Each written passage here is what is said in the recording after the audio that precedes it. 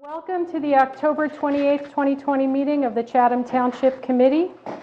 We are returning from executive session. Our township clerk did confirm that adequate notice was given. And I would ask everybody now to join me in the flag salute.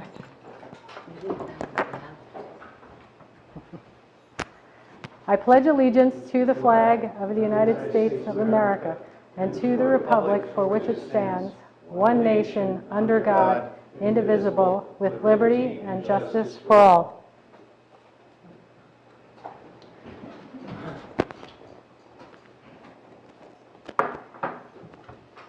Okay, so next order of business is the approval of the agenda. We do have one resolution that we're adding, number 2021-269. And that's it, right? Okay. So do I have a motion to approve the agenda? So moved. Second. Thank you. All in favor? Aye. I assume Ashley was aye. Ashley, were you an aye? Yes, I said hi. Sorry, I didn't unmute myself. My fault. That's okay, Congresswoman. There you go. Committeewoman, I just elevated you. Committeewoman Felice is joining us virtually via Zoom, as well as residents in town. Well, I'm excited. We have a proclamation and we have some visitors here, some of our neighbors. A proclamation for Diwali. Whereas Diwali, the Festival of Lights, symbolizes the victory of good over evil and is one of the most celebrated festivals of Hindus, Sikhs, Buddhists, and Jains. And whereas the U.S. Senate and House of Representatives have officially passed resolutions since 2007 recognizing the religious and historic significance of Diwali. And whereas Diwali falls during the new moon and the darkest night in the lunar calendar and is a symbolic of the victory of light over darkness, good over evil, compassion over despair, and knowledge over ignorance. And whereas Diwali celebrants light diyas, small oil lamps, and place them around the home and pray for health, knowledge, and peace. And whereas celebrants of Diwali believe that the rows of lamps symbolize a light within the individual that rids the soul of darkness and ignorance. And whereas Diwali is a reminder we must commit to lift each other up together to a brighter future. Now, therefore, I, Mayor Stacy Ewald, on behalf of the Chatham Township Committee, County of Morris, and State of New Jersey, do hereby recognize the religious and historical significance of Diwali and Diwali's message of tolerance, compassion, and the victory of good over evil, which resonates with the American spirit. And be it further proclaimed that the Township of Chatham recognizes November 4th, 2021 as Diwali 2021 and calls upon its residents to observe and celebrate Diwali with various activities and programs to learn about its religious and historical significance. So I'll welcome our visitors up. I'd love to give you the proclamation, and if you want to come up and take a picture. Our Chatham Township residents who will be celebrating on November 4th. I would say, yeah, if you want to come down, that would be great.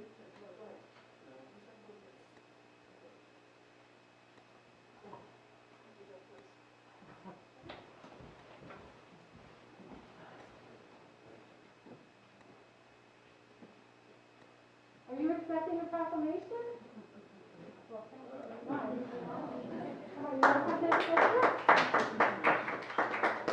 Thank you. Happy Diwali. Happy Diwali.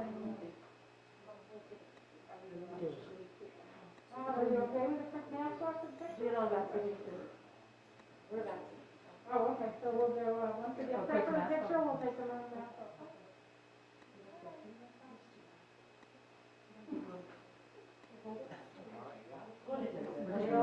Yeah, we're all fine. For the picture. We're going to move the table out of the way. Just so we make a better picture.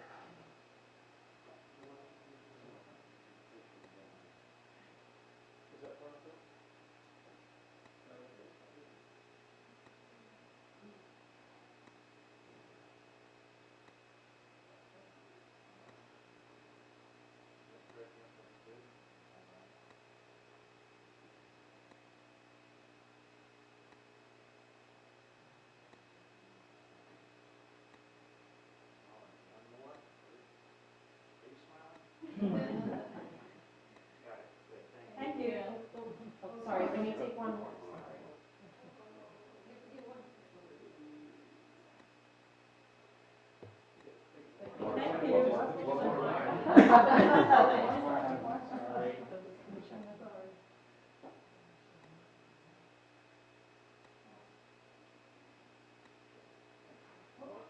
One more.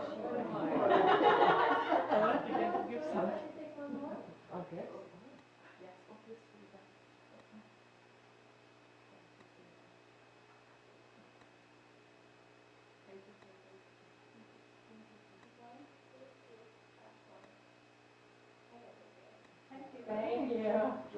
You sure did. As per custom, we can exchange sweets. So on behalf of everyone who celebrates Diwali, we have a small diya and just a little bit of sweets to give to to all the committee folks and Greg and. But thank It's you clearly for I need acknowledging sweets. the holiday. We appreciate it. Thank you, it's very sweet of you. Everybody looks so pretty. Thank you. I should have worn something. I know, after the fact, I thought, oh, I should have set up some lights on there. Yeah, actually, I was thinking about it. Right here.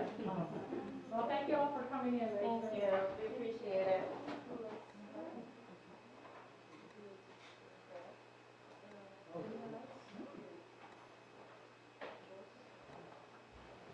Now, Ashley would have liked to have a party with her kids. Oh, I could do that one, too, because it's got candy.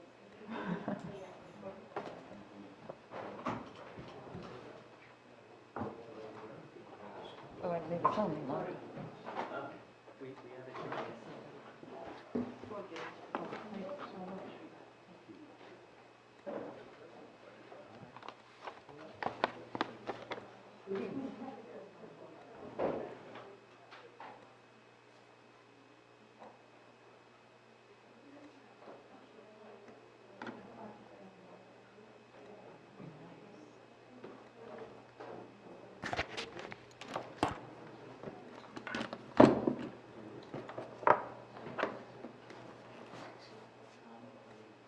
Make that Zoom full screen so that way when Alex does the video, that way it's better on TV. Got it, thank you. Okay, sorry, folks, we're just settling down here. Next up, we're very excited. We have Chatham Township has received a certification from Sustainable Jersey, silver certification, which is an indication of our care for our community, our care for our environment. And I would like to congratulate our Maureen Kelly, who's the acting chair of the Environmental Commission, and thank her for all her hours of work to get us to a silver level. I know there was a lot of point counting along the way and point searching and talking to people and getting all kinds of documentation. And also thank you to the Environmental Commission for all their work on that. That's very exciting. It's not only an indication of our commitment to our community, but it also happens to help us get grants. So it has some real value as well. So thank you. Did you want to talk about it at all, Maureen? Just briefly.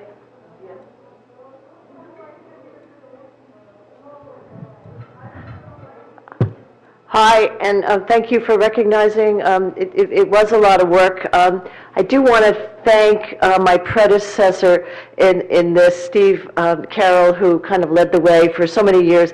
So Chatham Township is one of the few communities in New Jersey that's been continuously certified since the program began. This is the first time that we have achieved the silver level. It puts us on a par with most of our neighboring communities. Hint, hint, they all have paid people that do this. We did get 380 points. There's a lot of points that they did not give us, that I applied for, but they're rather picayune. So I won't go into that. Anyone who's interested in Sustainable Jersey could certainly go to sustainablejersey.com, and you're able to read the report of the points we did get. You won't see the ones I tried for that they didn't give us. But I'm pleased that this happened. And I also want to thank Margie Lowe, who recently worked for the Chatham Borough, who really did spend a lot of time with me and helped get this. The documentation for this is excruciating. But we don't have to do it again for 3 years. So thank you, and I appreciate your recognizing the effort. Yeah, no, Thanks, Maureen. Yeah, and it was a huge accomplishment. In New Jersey, I think we have 569 municipalities, and only 64 have silver certification last I looked. It is something like that. I mean, most people, a lot of municipalities don't even participate, and then it is hard to jump up from the bronze to the silver. You have to go from 150 to 350 points, so it is harder. But Chatham Township has been all along doing the right things. Mostly, we just needed to document it. Yeah, wonderful. Thank you. I had to do some of that with Steve, although Steve always did the lion's share. I had done some documentation too. Oh, really? To get the first bronze. Wow. I'm sorry, you want to say something? Yeah, look, is this on now? It sounds like it. Oh. I happened to go onto the site just to see what we could gain by this, and I know there's plenty of things we can gain, but one of the advantages is for the towns to save money. Sustainable Jersey towns and cities implement practices that lead to cost savings in energy, water, and garbage bills. The program helps communities improve efficiency, cut waste, and stimulate their local economies. Registered towns to get special priority, access, and notification of incentives and grants. And they are eligible for Sustainable Jersey Grants Program, which has provided over $5.6 million for community-based initiatives across New Jersey. So thank you again, Maureen. Wonderful. So next up, we have our master plan presentation from our finalists, the 3 vendor finalists. Yes, Madam Mayor, so Susan Blickstein and her associate will make the first presentation.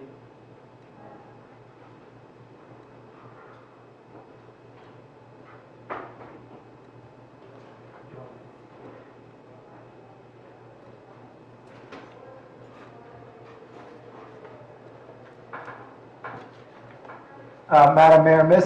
Blickstein is on Zoom. She's one of the participants. That's intentional. She's going to do a share screen. Okay.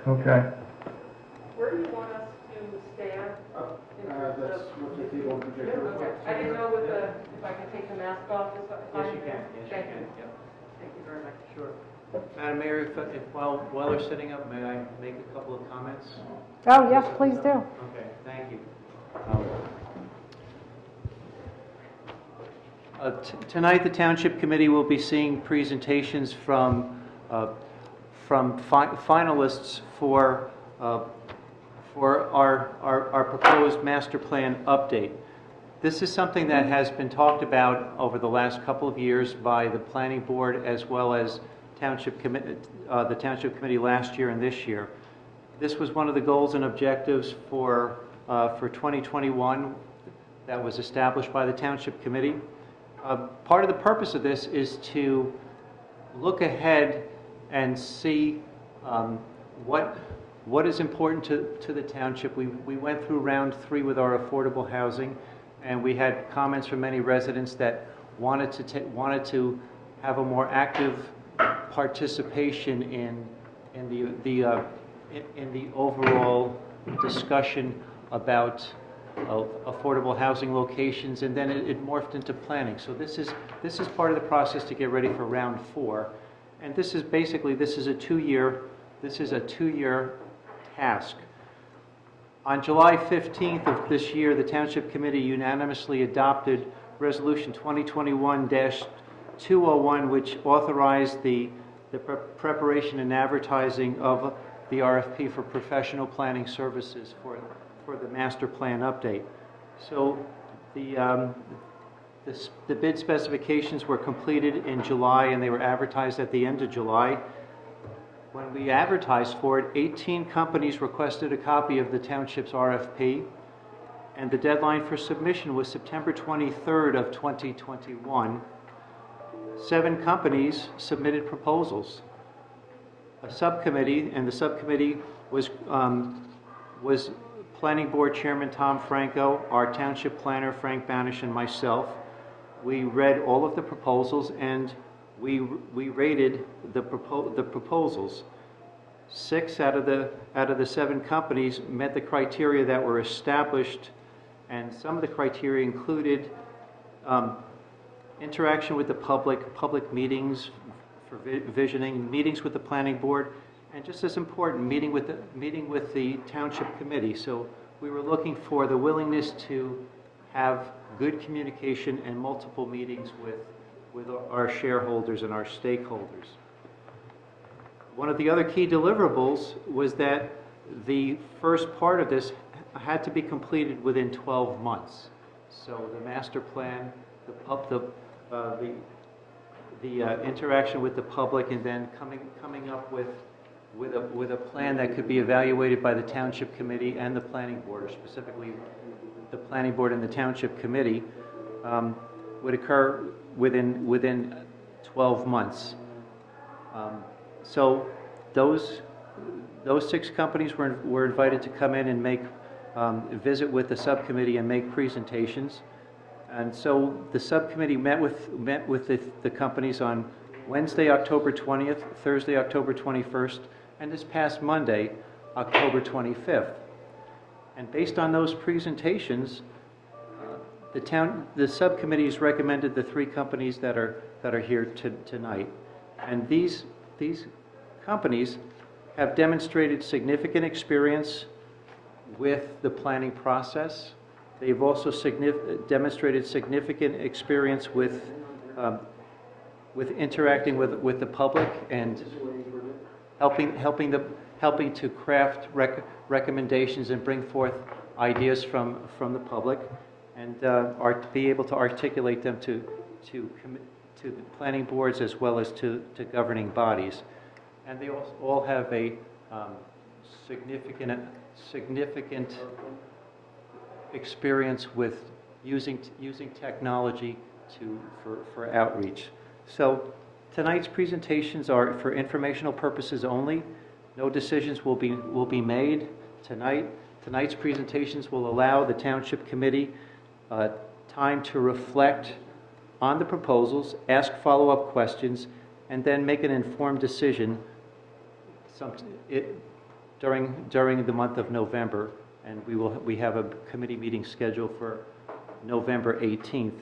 And I wanted to emphasize that this is a 2-year project. The first year is to evaluate elements of the master plan, as many elements as during our discussion we believe would be appropriate.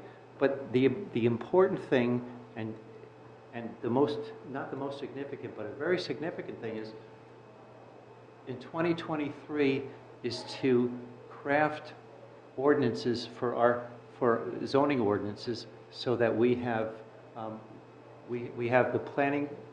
the master plan with our goals, but we have the zoning ordinances so that we can implement that plan, and then that will help us look ahead for the next several years. And the goal is to have this all done by the end of 2023 or early 2024, so that we will be able to use good planning for the growth that's going to be coming to Chatham, some of the changes based on living patterns, as well as being prepared for round 4, so that we will be able to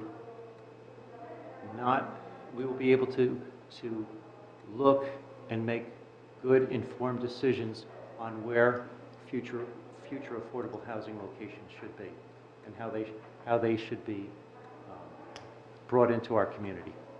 So. Great, thank you. I guess I would just add to that, there's been a lot of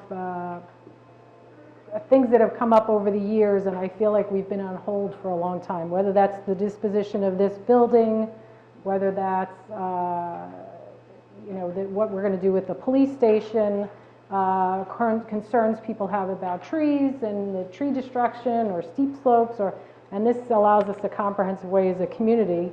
And that's part of why Bob had shared turnover information in the last 10 years, that about 60% of the town is turnover. So it allows the folks who live here now to have some input as to what they want the town to look like in the 10 to 20 years that they're going to be here. And thank you for bringing that up. I wish I had thought of that earlier, but that came up today, and we were able to run a report based on sales and based on deeds to come up with that. And, you know, that's a snapshot. You have to drill down on it a little more, but it's a good starting point. Yeah.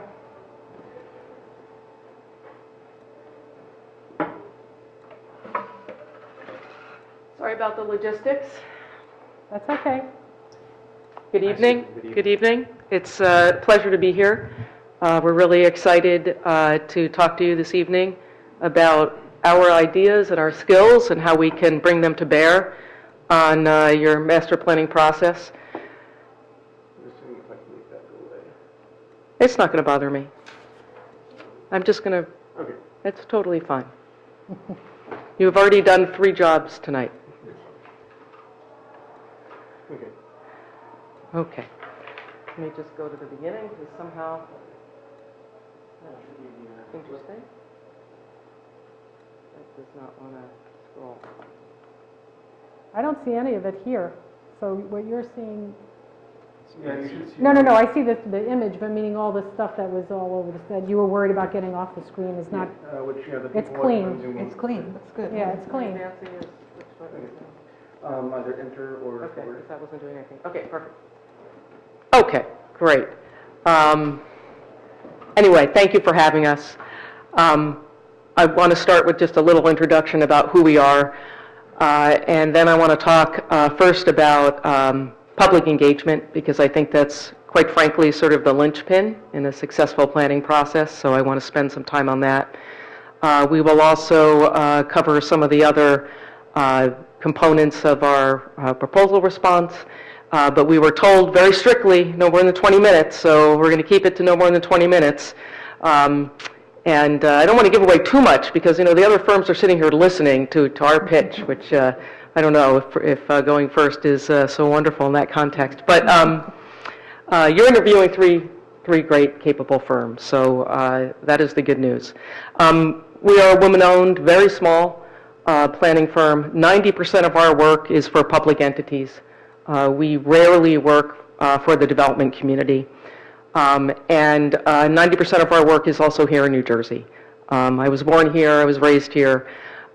Liz, my colleague, lives in Maplewood, and we have a presence in the area.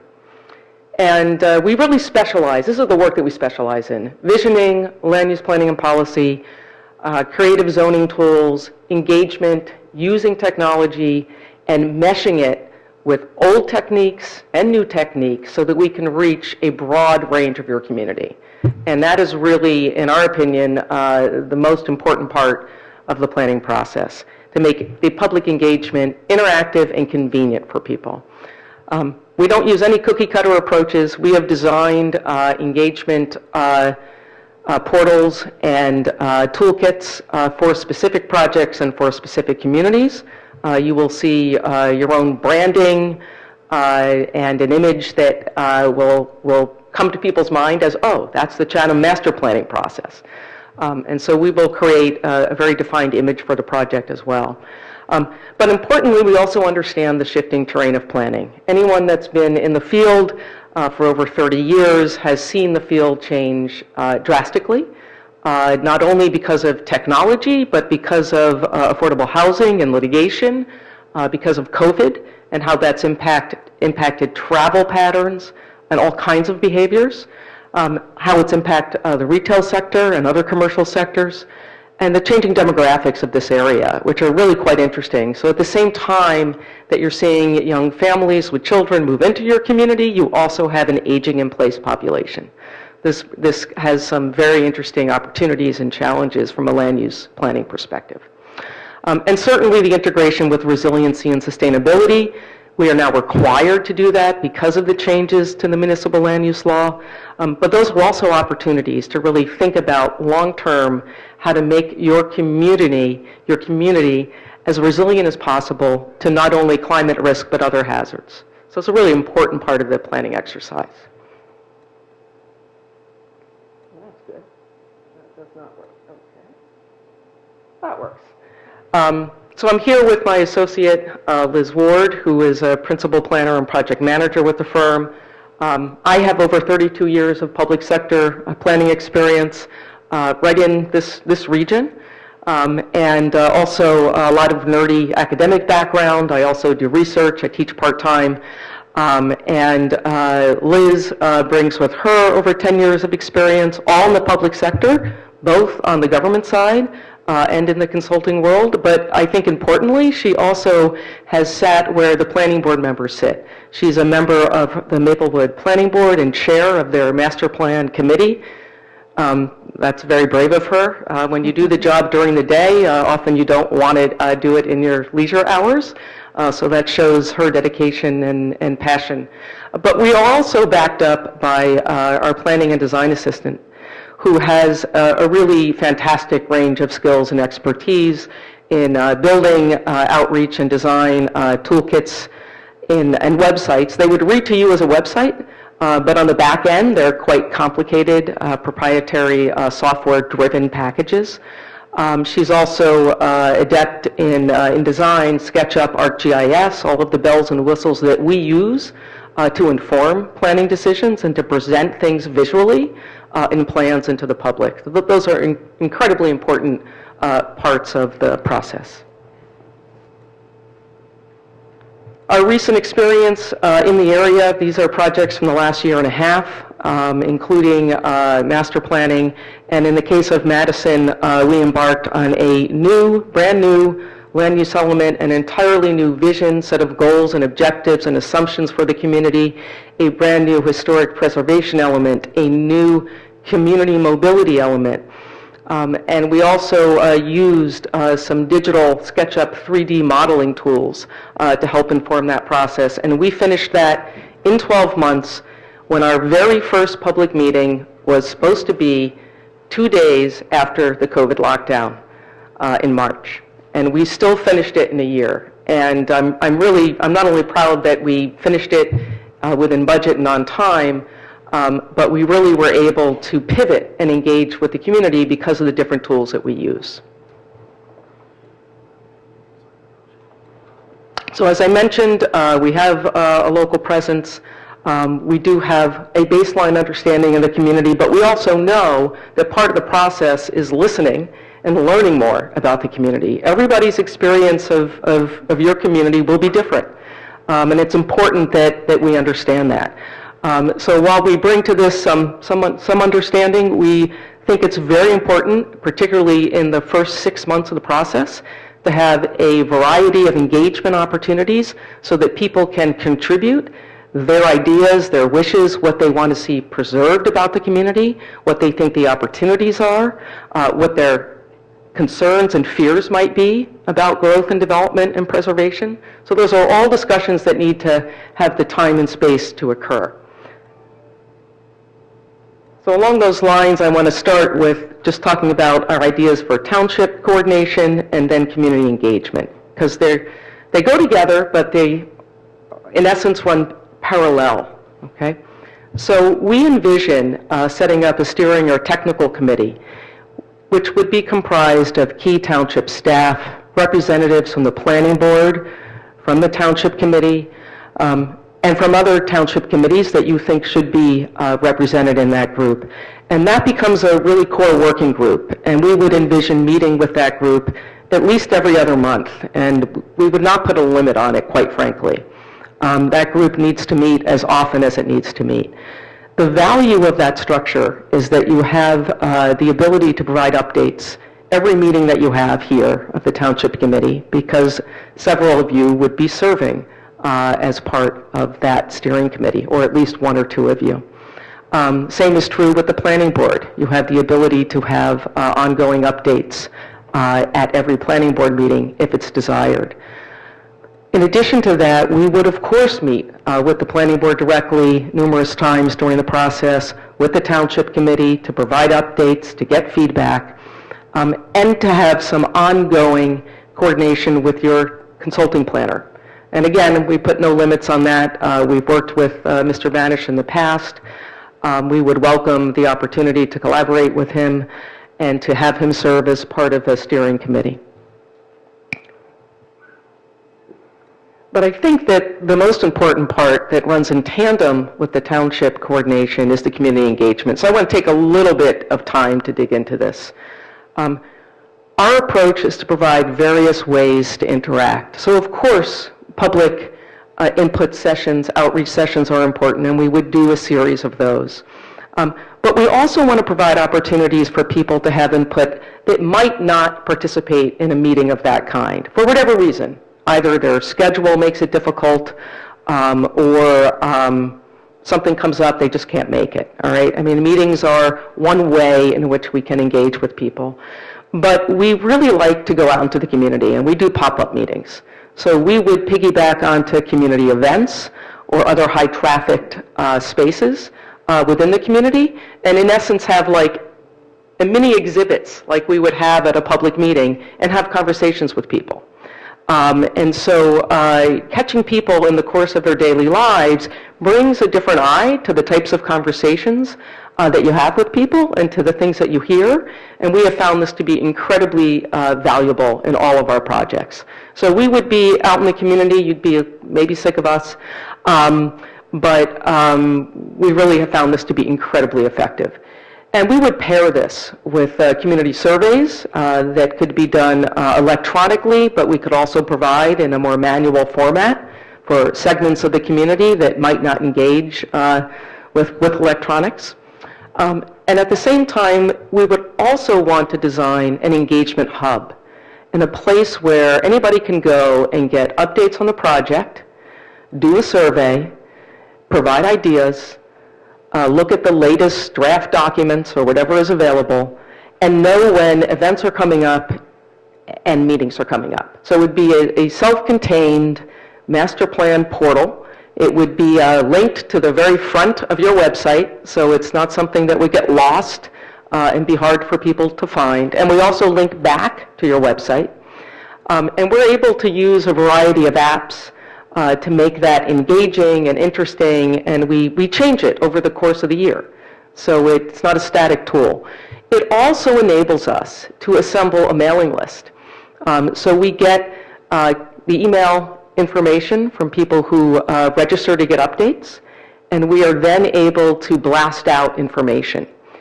So one of the things that's really critical about this is a promotional plan, and we're very adept at this, at creating a promotional plan using, of course, the township's social media and coordinating with the township's social media, but also other groups and commissions and committees that may have their own social media channels within the township. And we're able to work with all of them to drive traffic to the engagement hub and to sort of echo out the information, the activities, and what's available on the hub. And we use the hub not only, it's a two-way tool. It's not something that you just go to and you look at, but you can interact with material. And we have some examples. On the top left is actually a drag and drop social media announcement for Madison. It's got a QR code for people who use QR codes. We make it very easy to drop into social media and for people to share on their social media. So this is something we've put a lot of time and effort into thinking about. The top right is actually a video message from a mayor that we've worked with, welcoming the community to a virtual open house. So sometimes we can't predict what's going to happen in a few months. We plan an open house, and 2 weeks before or 3 days before, we find out that we can't all be together. And so we're able to use this tool to integrate with not only social media, but with live streaming through Zoom webinar, which I believe the township uses. So it's got some very interesting components to it. Gives us a ton of flexibility for the unexpected, which we've come to expect, unfortunately. So I want to just continue this the strain of thinking about technology and this creative blending of virtual and in-person strategies and opportunities. And I want to focus a little bit on this virtual SketchUp modeling. This is something on the lower right is a virtual 3D SketchUp model of a downtown that we built as part of a master planning land use plan element to help people visualize sort of the gaps and where infill development might be appropriate, what scale might be appropriate, what might it look like from different vantage points. It's a fairly sophisticated tool, but people really relate to it. And we're able to combine that with other visual images to get really, I think, good feedback on what feels appropriate to people and why. And those are the things that we really need to understand when we're talking about different land use strategies and different concepts for the future. So I'm not going to spend much time talking about the master plan report. We know you need the report. We would provide, of course, and work through the township committee structure that I presented and all of the engagement that we would be carrying out to create a visually interesting and also focused master plan. Nobody wants to read 200 pages anymore. This is something we've learned, finally, planners. We used to be very good at writing long documents, but we have found that we really need to focus on the critical issues. We need to provide good context and use visuals so that it's something that people will read and that the audience it is written for is actually your public, your community. It's not only something that a planner would pick up and find, interesting or compelling. The land use plan element itself is really the guts of the required elements of the master plan, and your RFP, I think, wisely asked for an approach for the required elements and then some ideas about optional elements of the master plan. So I wanted to show the types of things that go into the land use plan element, because I think to a lot of people, they think about the land use plan map, and they don't think about the fact that we talk about vision and goals and emerging trends to provide the context for the opportunities and for the ideas that are presented in the report. But importantly, the two new required elements that address resiliency and sustainability and climate hazard vulnerability assessments are becoming a bigger component of the land use element. And these are really opportunities to take stock of your infrastructure, your critical infrastructure, whether it's vulnerable, what types of hazardous events it may be vulnerable to, and to start to plan forward in a really thoughtful way. The environmental sustainability part has been also very interesting, because with the rise of Sustainable Jersey, that part of our land use plan elements has gotten larger and longer and longer, which is quite interesting. It has become now almost a short version of a green building and sustainability element almost. So even though that can be done as a separate element, what we have found is that we've been integrating components of that right into the land use plan element as another approach. I do want to say, with respect to the hazard vulnerability assessment, we do have modeling tools that we have access to and that we can use. The county also did an analysis not that long ago. They've been pretty good about sharing their source data in recent years, so there's some opportunities there, I think, that could be efficient and cost-effective for you.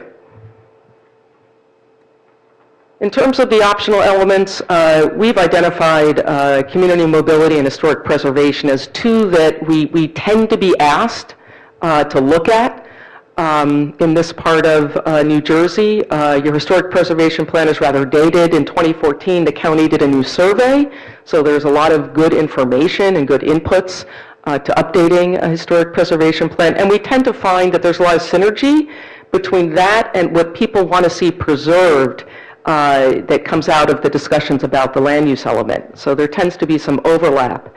People want to preserve the historic character of neighborhoods in certain parts of the community, and the strategies that are needed to achieve that really overlap between land use and the historic preservation element. Community mobility has become a very interesting topic, not only due to COVID, but due to changes in technology changes in how people want to move around, how they are moving around, and also you're a community with 48 miles of roads, and 37 miles of those are local roads. So you have a lot of streets and roads that you are managing and that are part of your operational system. And people use them in all kinds of ways, sometimes in ways that we might shake our heads. But the community mobility plan is an opportunity to take a look at that, to look at safety issues, hotspots.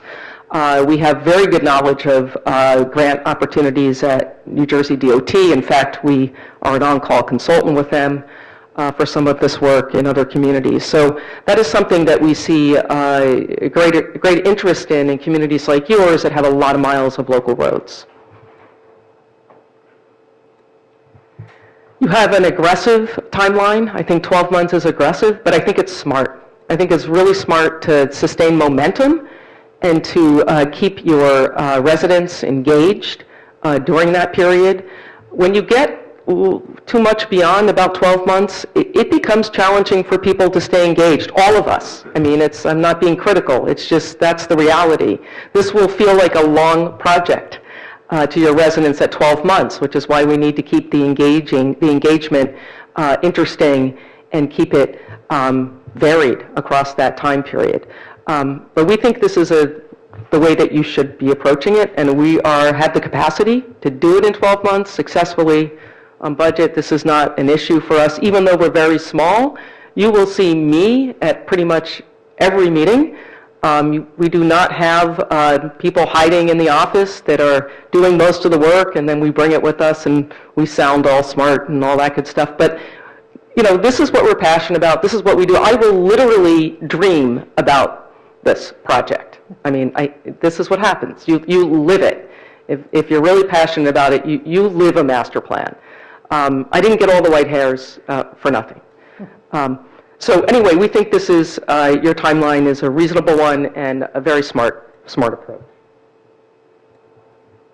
We did provide, as required and requested in the RFP, an all-inclusive cost for the required elements. We also included a cost for the interactive engagement hub, which, when you look at it, would look like a website with all bells and whistles. But it does require some programming and customization and some additional resources beyond a standard website. So there is an additional cost for that in our proposal. When we get to the optional elements, I want to really emphasize this. There's a lot of cost flexibility there. There's a baseline resources that we allocate to a project, but as you add on other elements, because we're building things like GIS mapping, there's an economy of scale. All right, and so depending on the additional elements that you wanted to do, we could be more flexible than the costs that we gave you in our formal response, and would be glad to do so. And that is 19 and a half minutes, so I'm done. Wonderful. Thank you. Thank you. Thank you. Did anybody have any questions? I did have one question, but also we're not opening the questions to audience members, but I do know the Environmental Commission, which is an advisory group to the Township Committee, might have questions. Sure. Maureen, did you have questions? Well, if they don't, they can also email them at a later date. Yes. Or would you rather wait? I think we'd rather wait. Okay.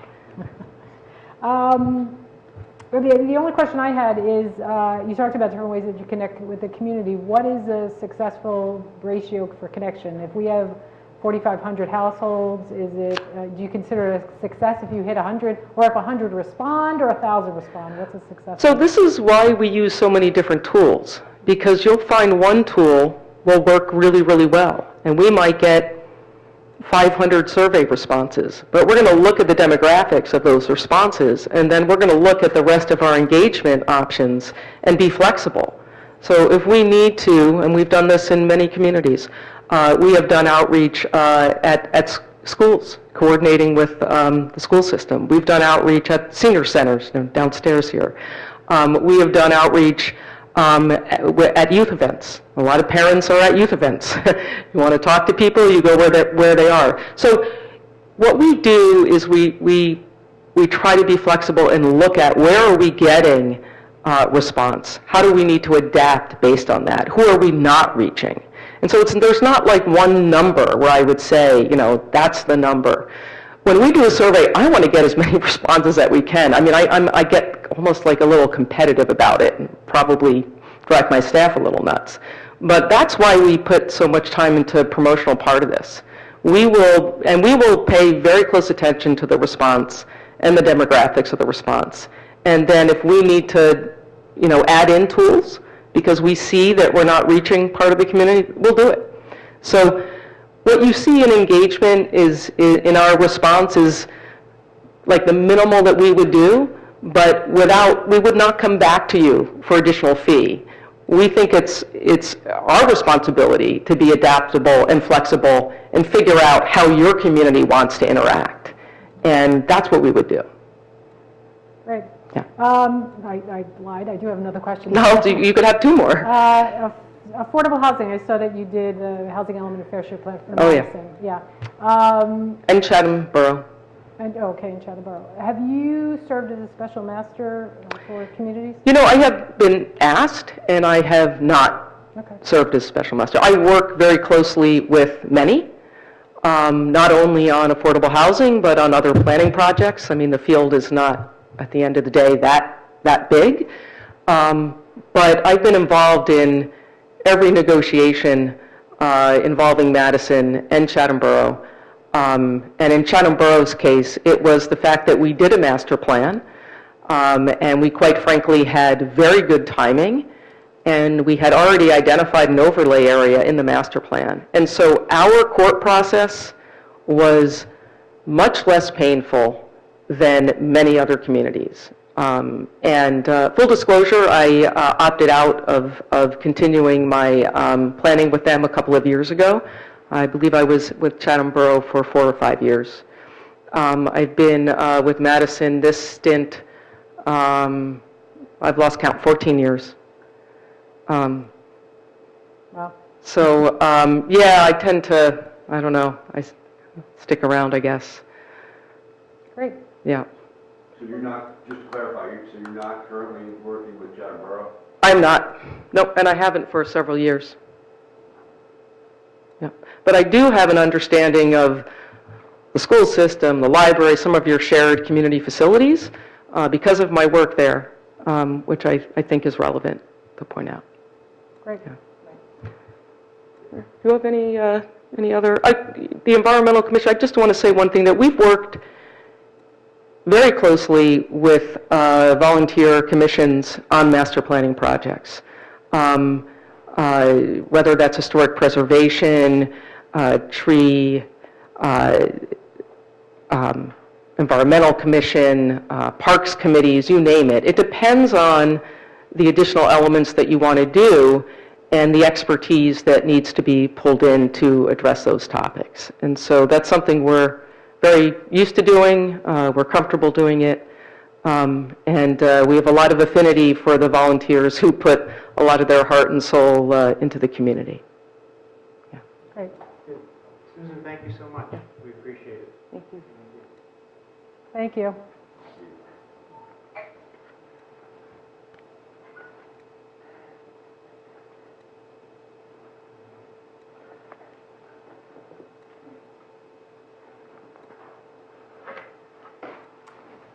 So we've got a reset, right? We've got a switch. Are we moving on to the next? Yes, we are.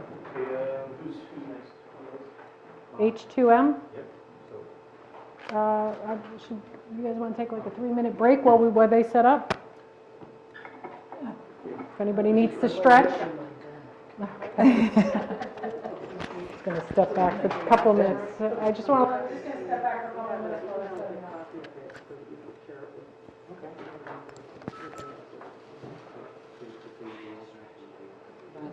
Take off your video.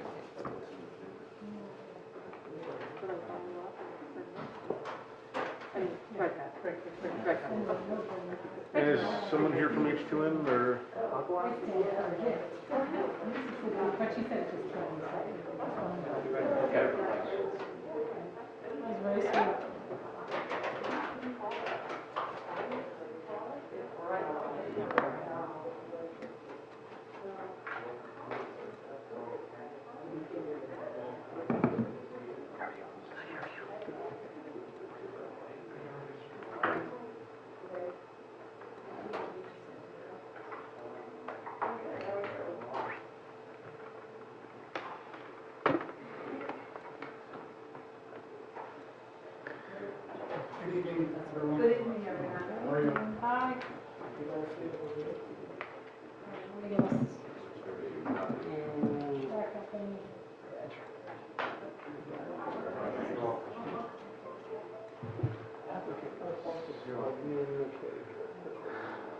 Let me just, I just want to get something set up. She's actually virtual. Maybe you could leave it with Greg to get it.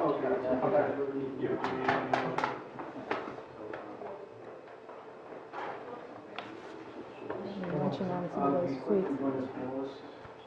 All right, just so everybody knows, the next group is just getting set up, so we should be starting in a minute. Just give me 1 second. Trying to get it, what screen shows up.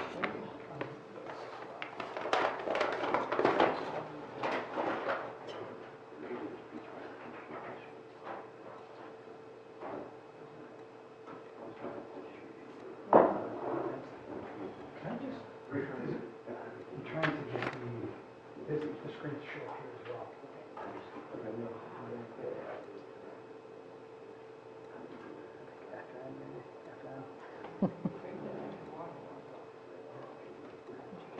There we go.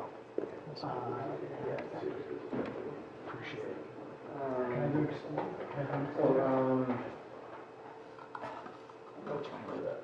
Still on camera. There we go. Yep, thank you. Appreciate it.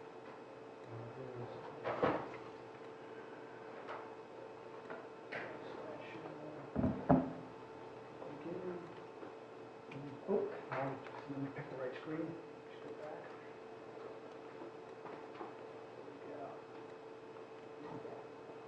There we go. See the Zoom so we can add you as. Yep, yep.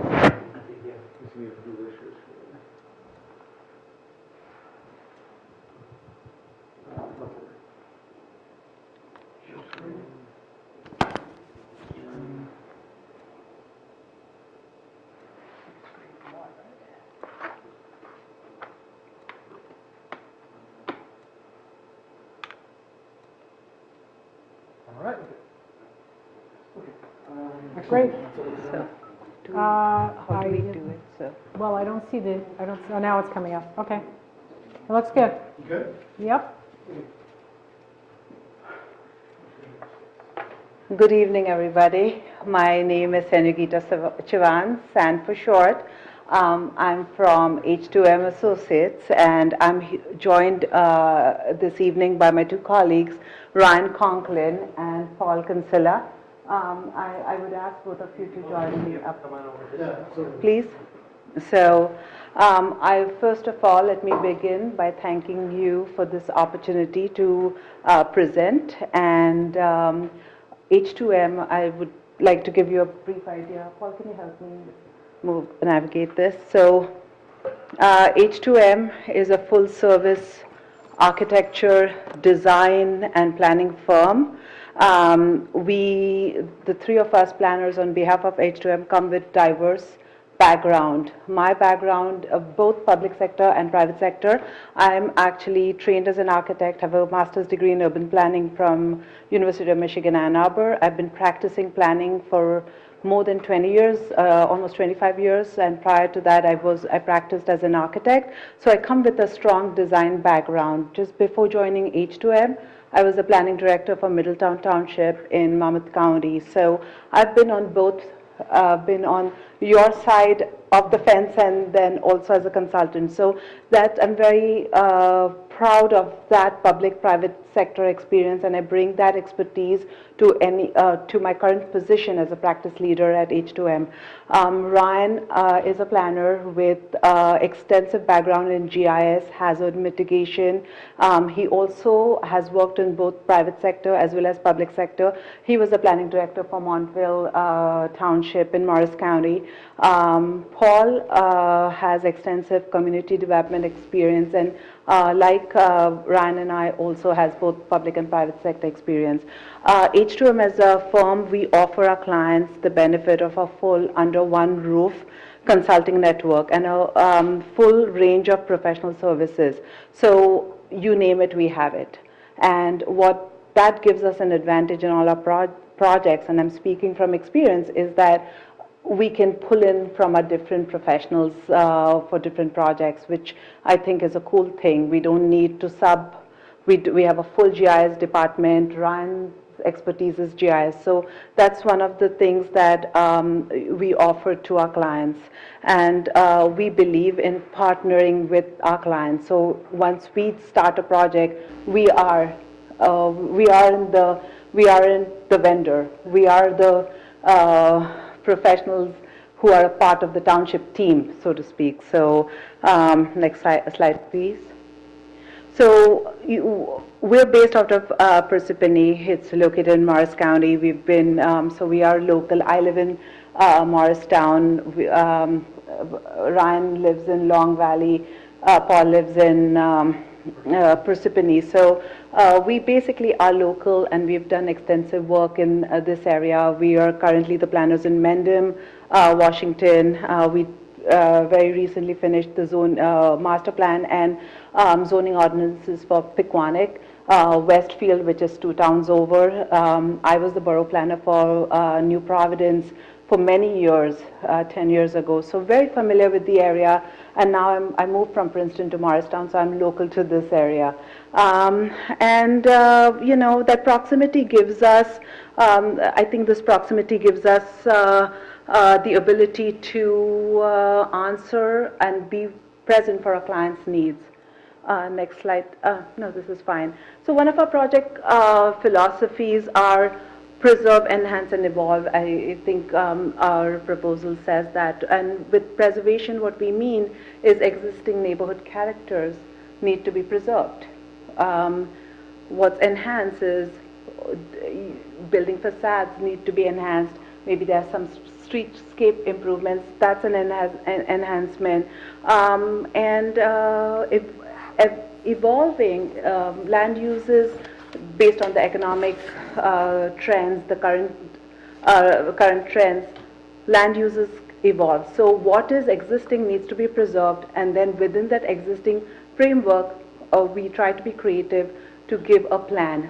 Most important for us is we are good listeners of public, so we engage in community involvement, and we have a very unique way of doing it. We've honed it to a skill based on the different master plans we have prepared, and as we get further into the presentation, we'll elaborate more on that. So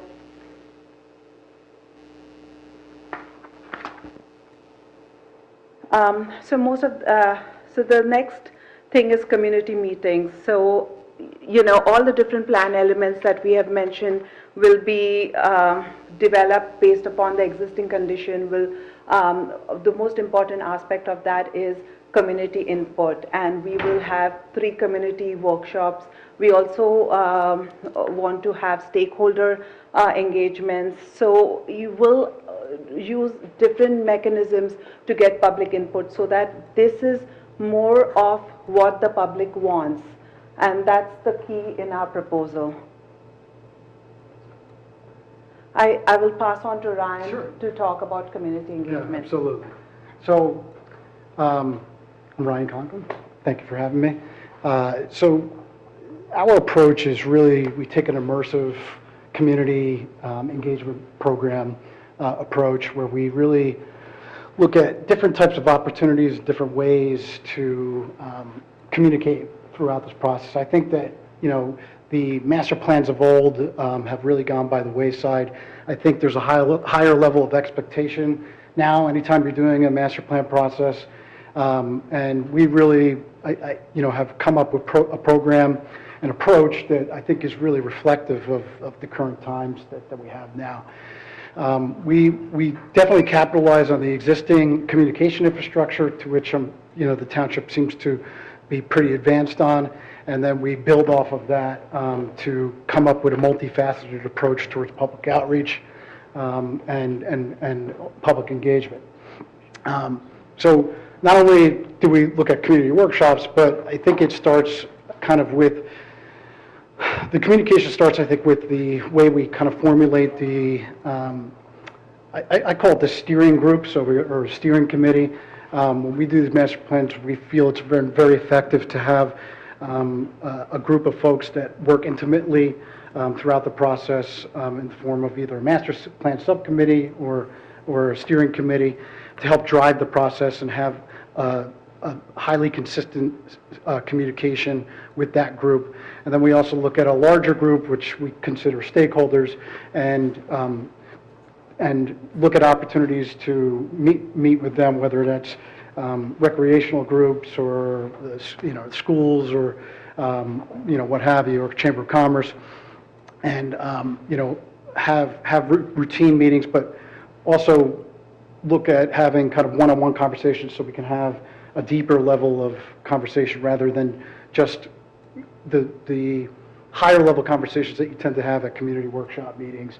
So for example, with Monroe, we're working on Monroe Township master plan right now. We actually set up individual stakeholder meetings where we had half an hour or hour-long time slots to really have a deep conversation, one-on-one deep conversation with the folks to talk about what their needs are, what their issues are, what they're looking to accomplish through this process, and really get a deep understanding of what they're looking for.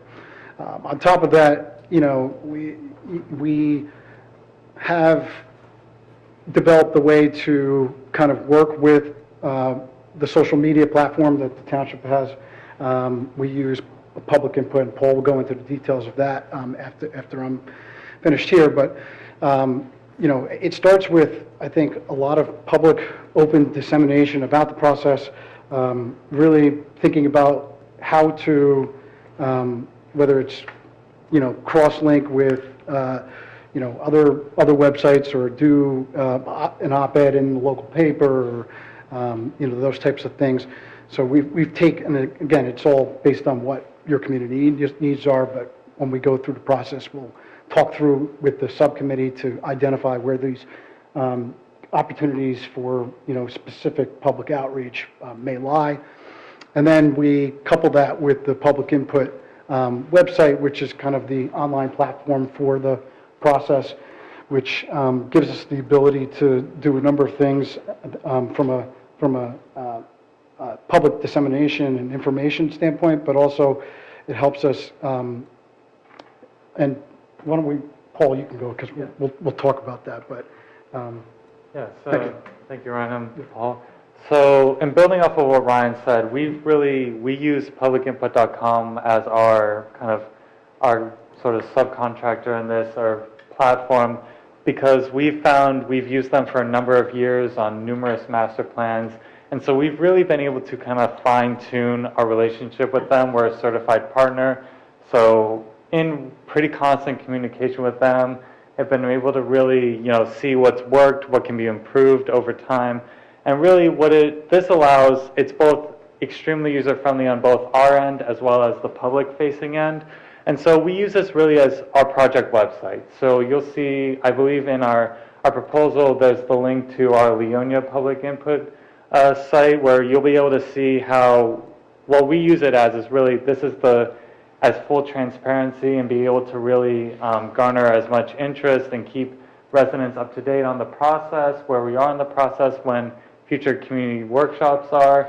And then we really use that, we have a main public survey, which we really like to use a number of tools. We found things such as interactive mapping and, other types of really innovative questions that get people really to think and be able to really express themselves in ways where, kind of living this sort of post-COVID world of being, people have become very comfortable online, but we want to build, this hybrid approach of really both in-person community workshops as well as people who may feel like, they don't feel as comfortable, voicing themselves in a public setting. We're able to use this public input site where we're really able to get very valuable responses from people, and really be able to take the questions and responses that we get from them and really be able to put them into a concrete recommendations, where throughout this master plan we weave in the community input that we receive from our residents.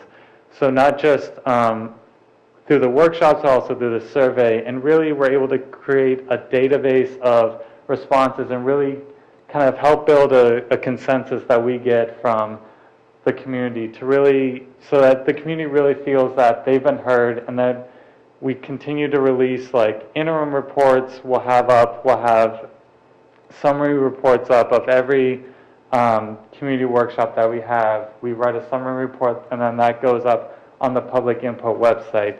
And as Ryan mentioned earlier, what we found to be our most success is really tapping into the municipality's existing communication infrastructure. So Leonia is a good example where they had a pretty robust existing communication infrastructure, and we've really partnered with them well. We are in communication with their business administrator to really make sure that everyone in the borough knew that the survey was out, what the master plan really entailed, and kind of what that the whole point of the process was really to get their voices heard for us to hear their voices. And so we got a very high turnout. And even in, other larger municipalities like Monroe that we're working in now with significant senior population, we've had a very good response rate and really being able to, get a very good understanding of where people are at in those different municipalities. And while every, community is different, has a different level of relationship with the existing government, we found that we've really been able to work well with our municipal partners as well as public input to really be able to garner as much public survey response as possible and to be able to really, have a master plan that reflects what the community wants that we've gone from these public outreach sessions. And I think we got, almost 15% response No, rate? 10% at Leonia. So it's very interesting to look in terms of statistics. It's a population of 6,000 people, and 10% responded. There were 50 views. There were how many? 5,000 actual answers, right, Paul? Responses. Yes. Responses. So, typically it's like 3%, 4%, but we were very successful. And one of the things that Paul and Ryan did not mention, they're humble about it, but they use their skills, like Ryan uses his GIS skills, Paul uses his community development skills, and that's how we really try to cater it. So there is a software, that's a tool, but it's more important how we're using it to give you a product. And that's something that we as a team are very proud of. And we've done numerous, very recently, we completed Westfield, which it's a suburban community with a downtown that has so much potential. We did Mendham, which is a suburban community with a borough which has more commercial. So, and Monroe, which is a very suburban community in central Jersey. So we have this vast experience of different communities. We've also done the master plan for Smithtown in Long Island last year. I think last year we wrapped up. So we've been, this is something that we've been doing, and this is something we love to do. So one of the things is understanding the elements. So, by the municipal land use law, it's mandatory to have goals and objectives and a land use plan. And that's the basic minimum that one needs to have in their master plan. I've been on the other side, like I said, municipal governments have, budgetary constraints, and we're very cognizant of that, and that's the reason why we've tried to give you a la carte menu, so to speak. Now, when we write a master plan, we don't do a short document, but we actually do a viable plan with like action plans, short, mid-term, long-term goals, community-based priorities, and to build consensus between the municipality and the community so everybody feels included. Next slide, please. So one of the key things is that we have budgeted a whole year to complete the entire master plan. So, one of the things is public outreach, 10 months the project management will be ongoing, but the master plan elements will try and wrap up in 8 months, and then the draft and final will be in 3 months. So we have had successes doing that, and in fact, we try to actually, we say 12 months, but sometimes we've wrapped up in 10 months. So that's something we are equipped to meet the deadlines, and that's something I would like to emphasize to the group. How much more time? Couple more minutes. Okay. 3 minutes? We just did Monroe's, well, we're Yeah. wrapping up Monroe's So, in about a year. so in conclusion, we are a full-service company. We have extensive experience with projects of this nature, and our capabilities enable us to complete the engagements. And we're talking about master plan, but I have affordable housing experience being on both sides as a consultant and as an in-house affordable housing planner in Middletown. We didn't give consulting. I had a full department, so we did not ship out work to consultants. So I've done it on both sides. We have redevelopment experience. So we bring all of that together when we write our master plan. We are board planners for several towns. So I think we've pretty much covered. So. Yeah, well, and you're looking at the team here, so we're the ones that are going to be working on the project. And just so that you know, it's not just the three of us. We have other professionals. We are 6 professional planners. 3 of us will be on this project. And we have our architects, for example, we've recommended a utilities plan element. We actually have a strong wastewater engineering group. So if we ever need anything, we can pull them in to guide us. So that's something that, it's rare to have a company that does it all, So. Great. And I will stop being a salesman. Thank you. Does anybody have any questions? I do. When you say you use the municipality's social media, I mean, we're not that sophisticated, but what do you usually use? I mean, Facebook? Facebook. And that's about it? Yeah. Well, if you have like a Nixel. emergency. Oh, we used to have Nixle. We have ACT. We have ACT now. Yeah. Oh, So I haven't done we had a ton of success utilizing that in both Monroe and in Leonia, and it led to really high response rates, so excellent feedback. What was that? It was like the Nixle, we call it. Oh, okay. ACT now. Act. It's branded Act now, but it's the county's grade system. Okay. So I don't know if there's, I don't know what parameters there are with that. Maybe you can't just do non-emergency. Can you do regular notices? Community updates. Okay, that's great.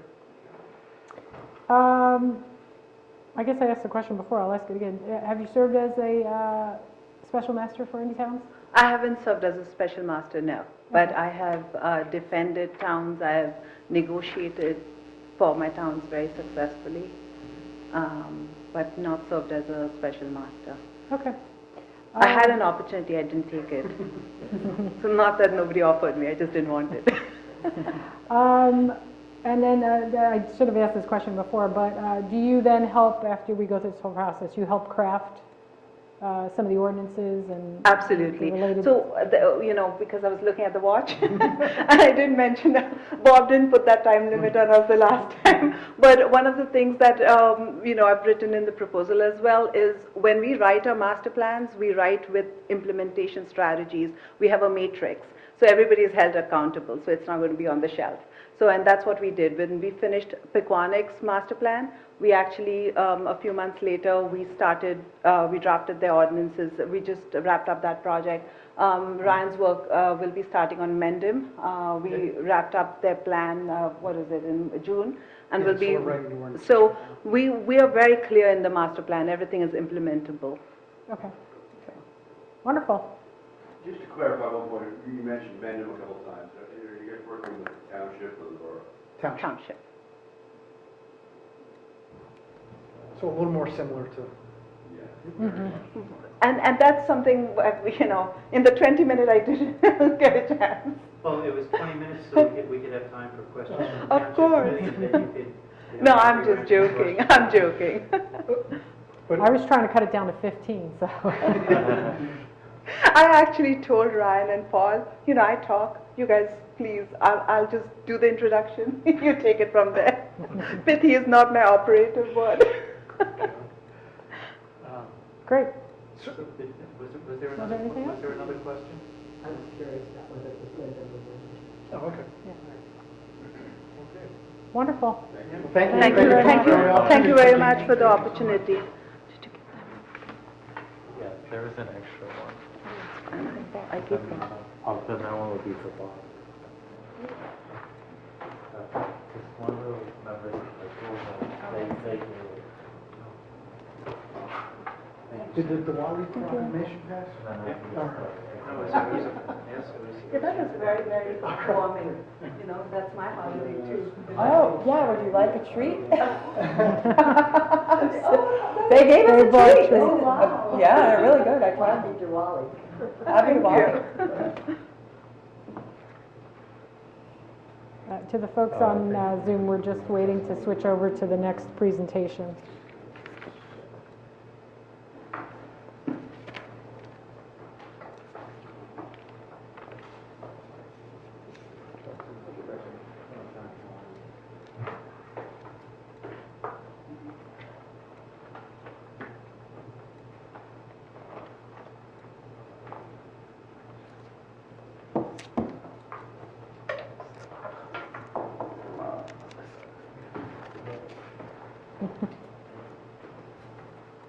Madam Mayor, if I may, could I say a few more things? Please do. Okay.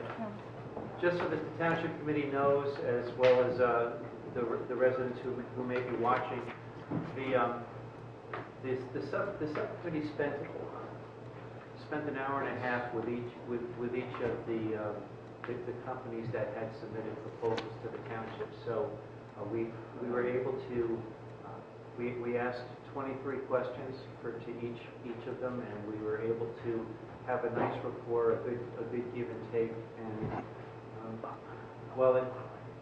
we spent a significant amount of time over the past basically 10 days doing speaking with these different firms that had submitted to our RFP. It was a very good process because we were able to dig deep into several items. The 20 minutes that the Township Committee is spending here in the presentation probably touches only part of the surface of what we went into with them during our discussions. And I will say one of the groups will remain nameless, but they did correct me, and they were right in correcting me on one of the items that we were discussing. I did get a kick out of it because it shows that there was attention to detail, and that they were, while they were being polite, they also demonstrated that they understood what they were talking about.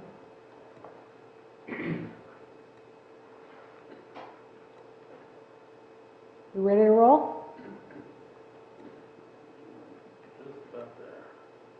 And I'll admit, I'm the one. I guess. I'm the one. And I kind of got, because of teaching at graduate school at Rutgers for comprehensive planning, that I just kind of immediately went and said, whoopee, time out. So with Bob, it's so easygoing, and so took it very well. Good. What's right is right.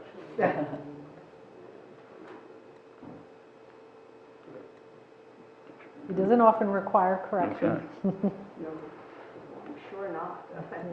But I'd just like to introduce myself, and then I'm going to hand it over to John Barry, who's my partner, who is here and was put down as the project manager.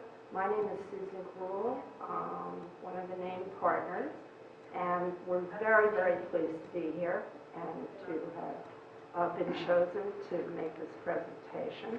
And so on that note, I'm going to give, because I know we have time constraints, so I'm going to give this over to John. Great. Thank you. Sure, we have an issue. Oh, yeah, because we don't have it.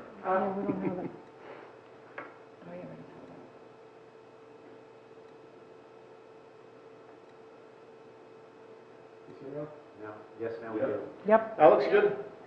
We're good? Great. Full-time clerk, part-time. Good evening, everyone. The technology is a lot of fun. We're all continuing to learn as we go with this. But as Susan said, my name is John Barry. I'm one of the principals with Higher Gruhl & Associates, and very pleased to be here this evening. We'll go through a little bit about our firm.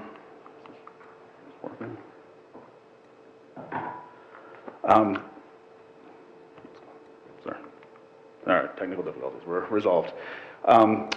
Brief overview of our firm and why we think we're a good fit for this project. The firm has extensive experience, well over 30 years of collective experience in municipal planning throughout the state of New Jersey. We work in towns large and small, north to south, some of the biggest and smallest towns throughout the state, and everything in between. So we're familiar with the needs of rural communities, suburban communities, urban communities, and we understand that there's a lot of things that may apply across the board, there's a lot of regulations that apply across the board, but that each place needs to be treated as its own distinct location, and the solutions are not one size fits all. We have to think about what's right for each individual community where we do our work. We have a lot of experience, not just throughout the state, but nearby here in Morris County and nearby Union County. We've been the township planners in Harding Township for several years now, and we've also been in the borough planners in New Providence for several years, for 5 or 6 years. So we're familiar with some of the regional issues, some of the nearby goings-on, and what's happening in some of your neighboring towns. And we're also in the process of working on the Morris County Farmland Preservation Plan. So that's it's another aspect of our work that is doing very well for us. We've been working on several county farmland preservation plans throughout the state right now, and we are doing the Morris County one, so we're familiar with some of those issues. We know about as Susan mentioned, she's a instructor at the graduate school at Rutgers, comprehensive planning class, so she and our other partner Fred are certainly well versed in all those issues, and I myself am an instructor for the state chapter of the American Planning Association. I teach a review class for the PP exam, the professional planner's exam, which was just held last weekend, so do a full run-through of the municipal land use law and a lot of different planning issues in that.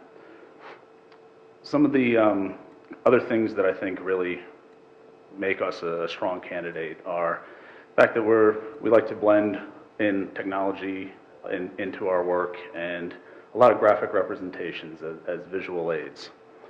Some of the examples that I'd like to share here on this slide, just not necessarily the same context, but some of the design massing models that we do to show how a particular design may fit in with its surroundings. We're aware of some of the issues that different towns are facing with tear-downs, rebuilds of houses, with additions to houses, and how standards may impact the mass and volume of buildings. So sometimes a visual cue is very important for understanding how a building will fit in with its surroundings. So just some examples of that type of graphic work, along with mapping, site planning, social media, websites, project outreach through those means. For master plan projects, we like to develop a dedicated website that we would arrange to have hosted, that would have a distinct URL address that would give documents, give comments, a direct place to land. I think that in a lot of ways, for a large project like this, the days of kind of sticking it as a sidebar on a municipal website or hosting it somewhere else, because it's so easy to host a website now and so inexpensive that it makes sense to give it its own dedicated space. Bottom right corner shows an example of one thing that we're working on in Ridgewood right now. It's the project website, Our Village, Our Future. We're preparing the master plan for the Village of Ridgewood. And you can see the weekly poll question. That's one of the tools that we're using to have consistent engagement throughout. Of course, we have big meetings. We have the big community engagement sessions where we're hoping to have people come in either virtually or physically and engage directly with us. But in between and all around, we like to have that steady relationship where you're getting a little something each week to think about and keep you connected to the project. So some of those questions, we're focusing in part on a downtown plan for the village. Some of those questions focus on what kinds of uses people might like to see downtown, identifying intersections where there's always traffic or where they think they're dangerous. those simple kinds of things, just little thought exercises.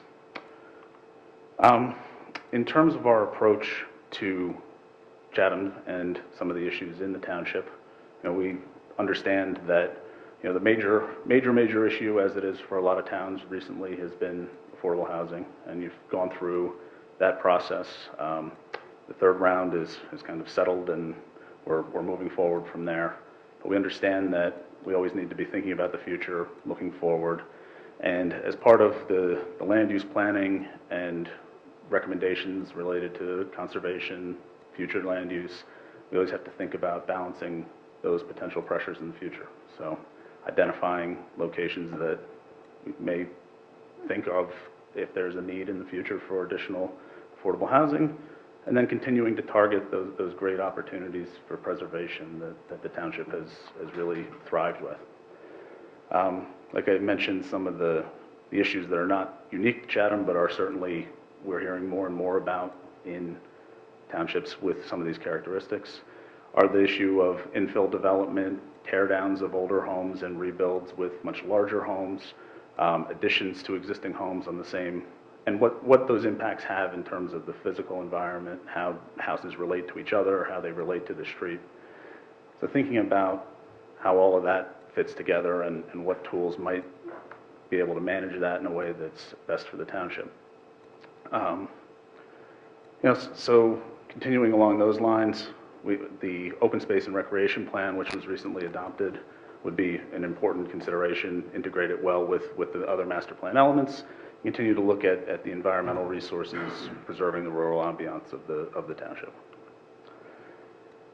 In our proposal and the way we set up our proposal as the scope of work and also the cost proposal, we set up what we call the a la carte approach. Our required element based on the municipal land use law is the land use element, along with statement of goals and objectives and a review of consistency with neighboring municipalities. So that's required.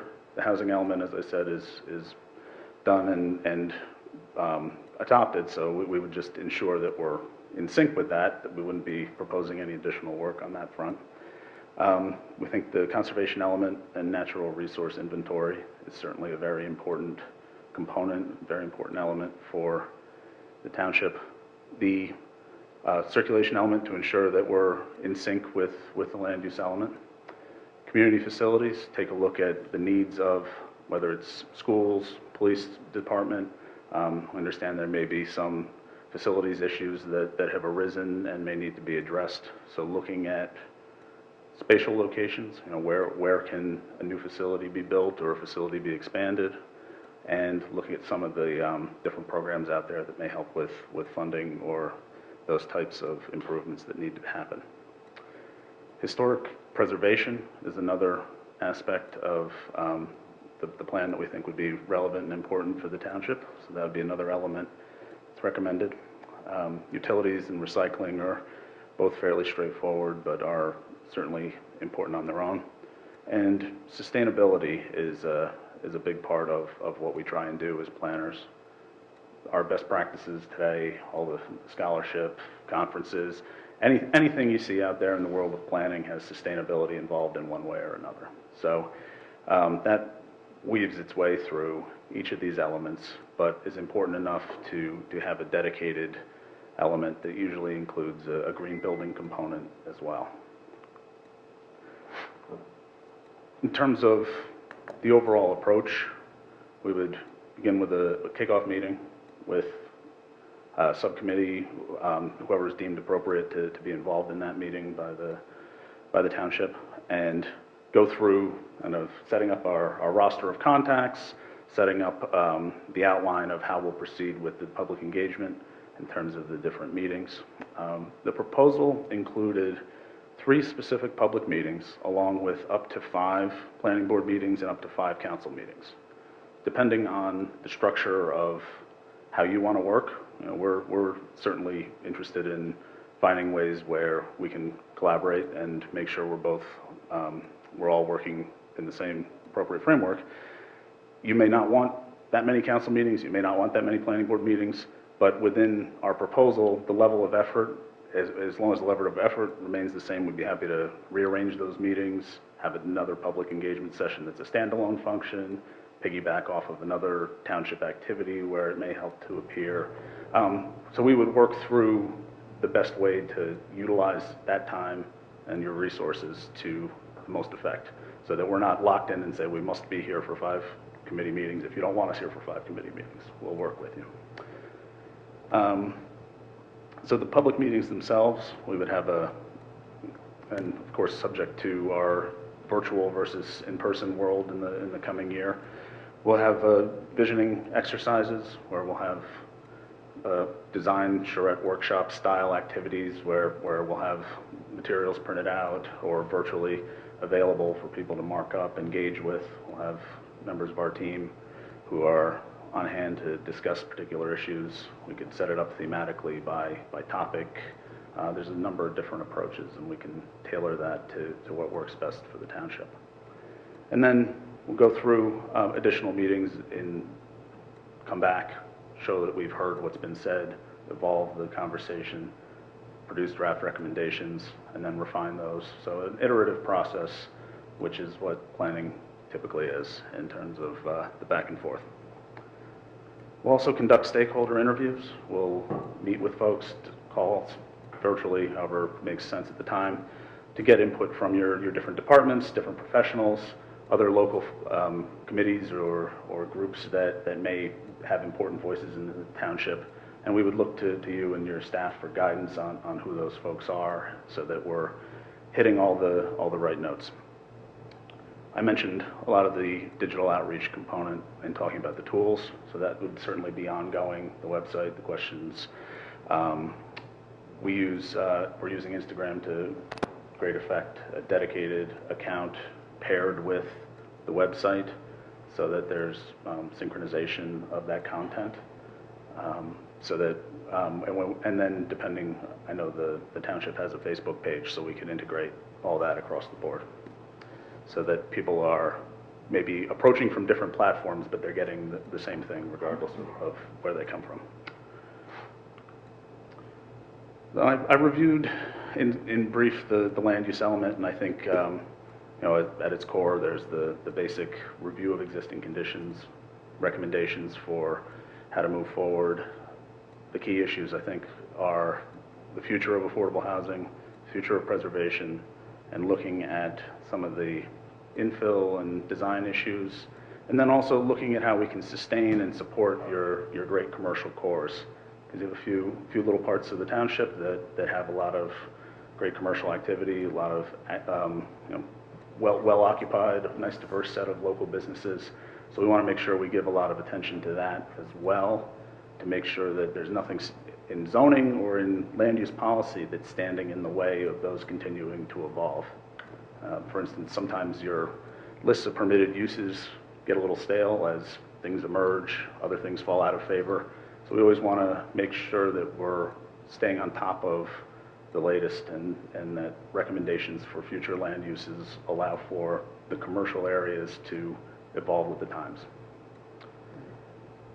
The other recently required component of the land use element is the climate change vulnerability assessment, and that's a new addition in the municipal land use law.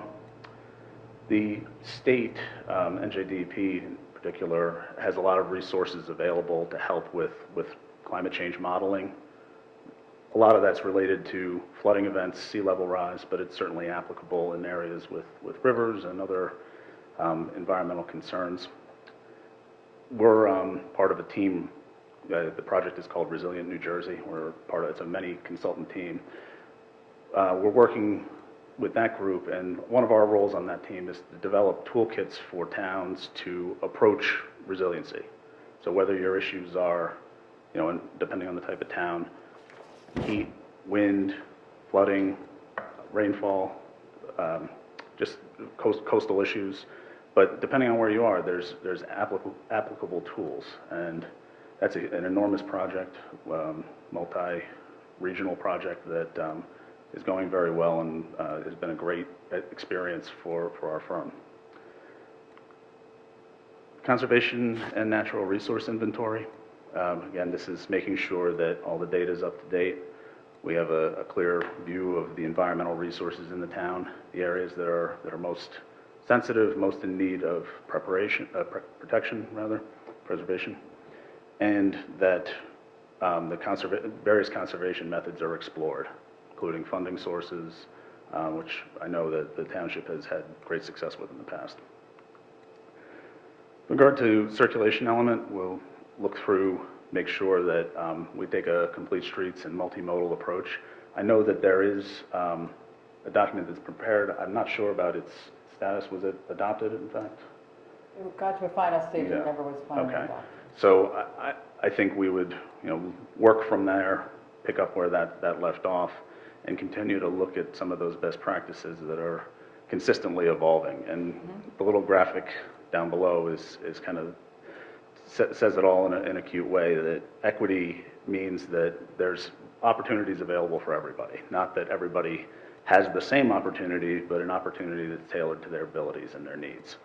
So that we want to make sure that pedestrians, cyclists, that the resources are as safe as possible, and that there's other perhaps off-road connections that can be made and connected with the great trail system around. I mentioned the community facilities. I think that I covered that.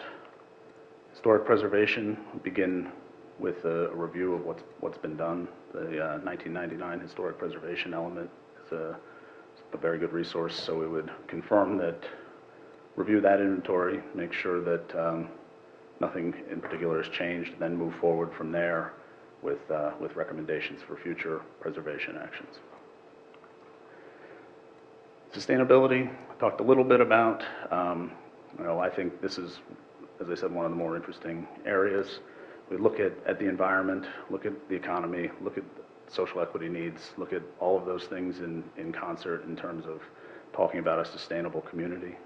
We want to make sure that Chatham is a place where people are able to thrive and continue to live.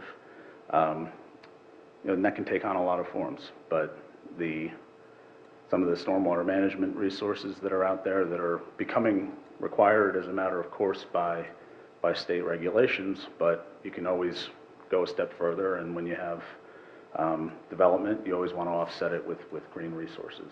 Things like rain gardens and on a smaller scale, cisterns and rain barrels on the individual homeowner level, all the way up to large scale kind of bioretention features. Green building, I know that the township has a green building checklist already, but we can look at that and continue to refine based on best practices. Some of the emerging trends, LEED is the well-known kind of global standard, but there are other measures and other systems that look at how buildings perform. Passive house is kind of becoming more and more popular, that looks in particular at heating and cooling homes in natural ways with very limited expenditure of energy. Utilities, certainly take an inventory of all of your existing facilities, all of the existing service providers, see where there may be any issues. In this context, the utilities plan is usually a fairly small element, but it gives a little roadmap for whether there's capacity for initial development, or if any new activity would really put you over the edge to require some substantial improvements.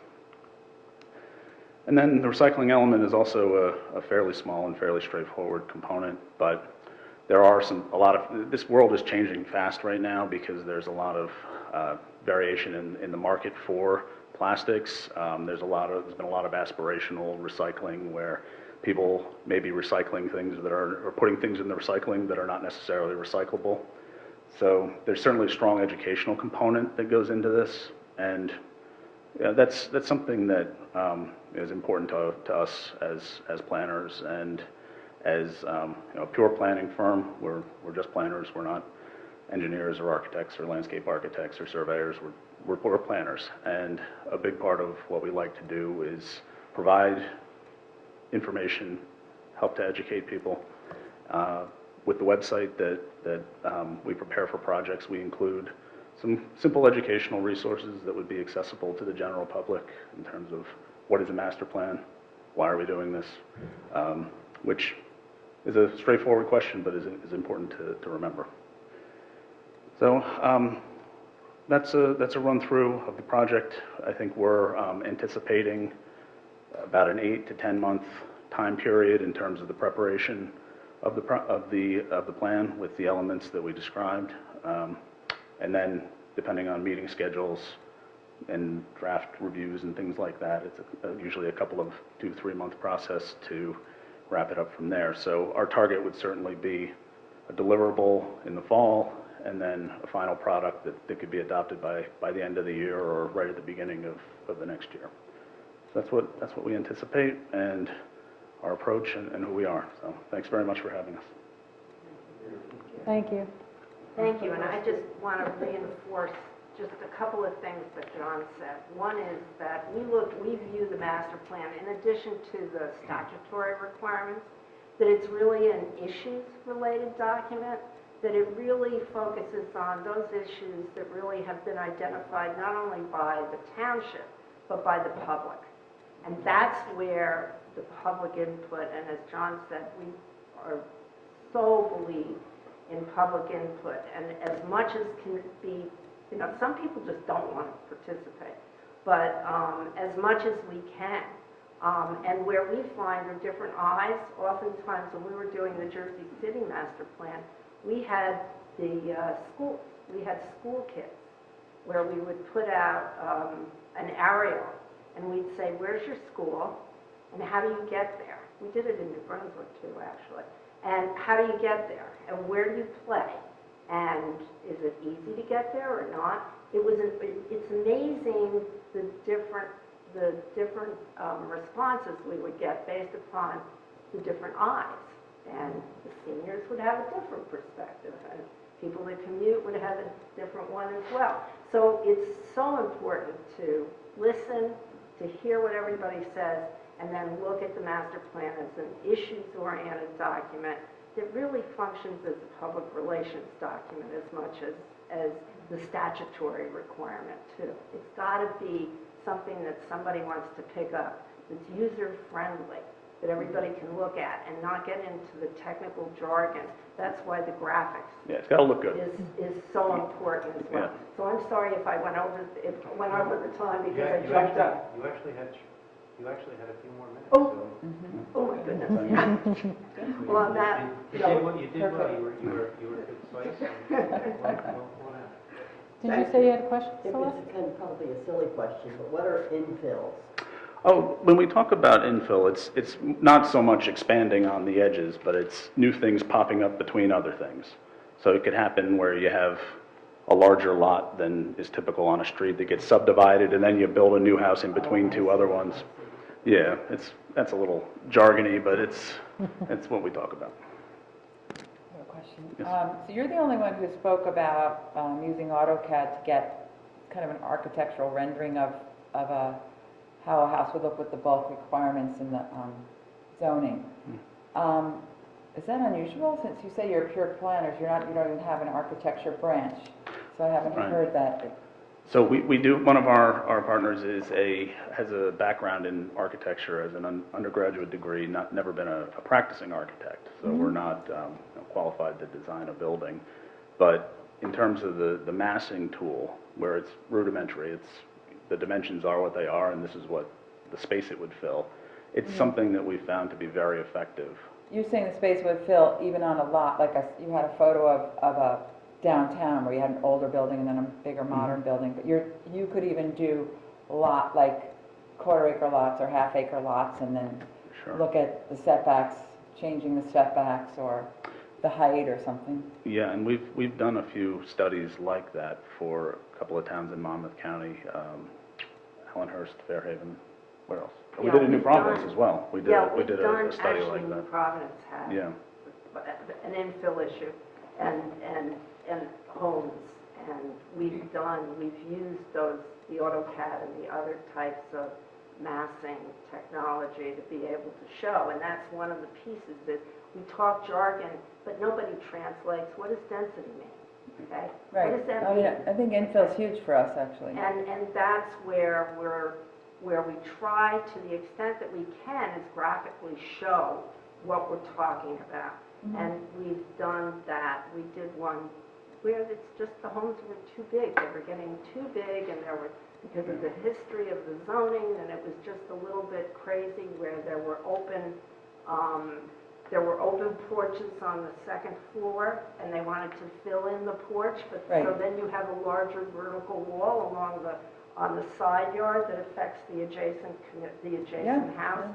Something like that. That was an issue that came up that we had to deal By with. 1,000 cuts, kind of, yeah. Yeah, Right. those Yeah. little things are what makes sometimes what makes the difference, particularly in established neighborhoods where you have a character, established neighborhood character, and you want to maintain it.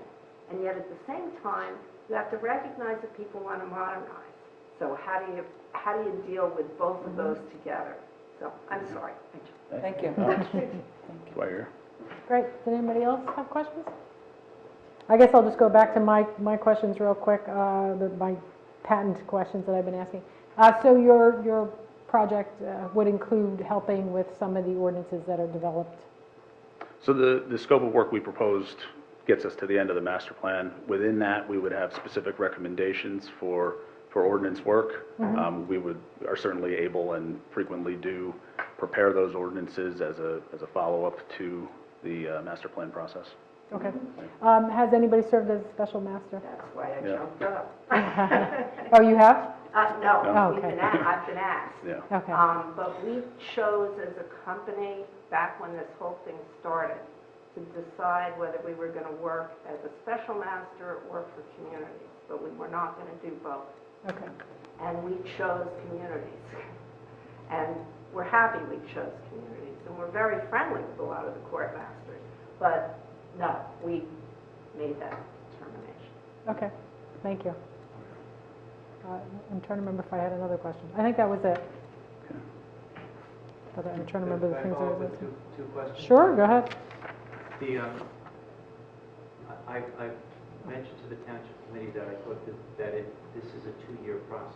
You have to do the master plan, and then you have to implement the recommendations. You have to create the zoning ordinances so that the master plan, it's the goals, but if you want to make sure that the community evolves the way you want it to evolve, you need to have those tools. How important is it to have the zoning ordinances in place, and then what happens if you don't? So I think it's great to be able to move seamlessly from one. Okay. Thank you. All right, so that everybody can hear, and I apologize for not having the microphone on. How important is it to follow up with a master plan to implement the recommendations, to have zoning ordinances in place or ordinances in place, and what's the ramifications if you don't have ordinances in place? What does that do to your community? So I think it's very important to try and follow up as quickly as possible with the types of ordinances that may be recommended in the land use element. That way, the planning work that you've done to put this master plan together, undertake this great deal of work, have the public involved, and have all this input gets translated into regulations, gets translated into the law of the land. Because if you don't adopt the ordinances as a follow-up, then you've got a document that essentially has no teeth. Some of the recommendations and the strategies and the things that will come out of the master plan may be longer term. There won't necessarily be an ordinance. That's really the land use element mostly. And some of those things may be targets for down the line where you're working toward a grant application for something, or you're working toward a partnership with another agency. But as you build those things into your planning documents, it shows that you're thinking about them, shows that you're looking forward and want to reach those goals. So each step along the way gets you closer to that. But in terms of the immediate response, I think getting those ordinances carefully worked through and adopted as soon as possible is a good practice. And then the last question has to do with our round 4 obligation. We know that there's going to be a round 4.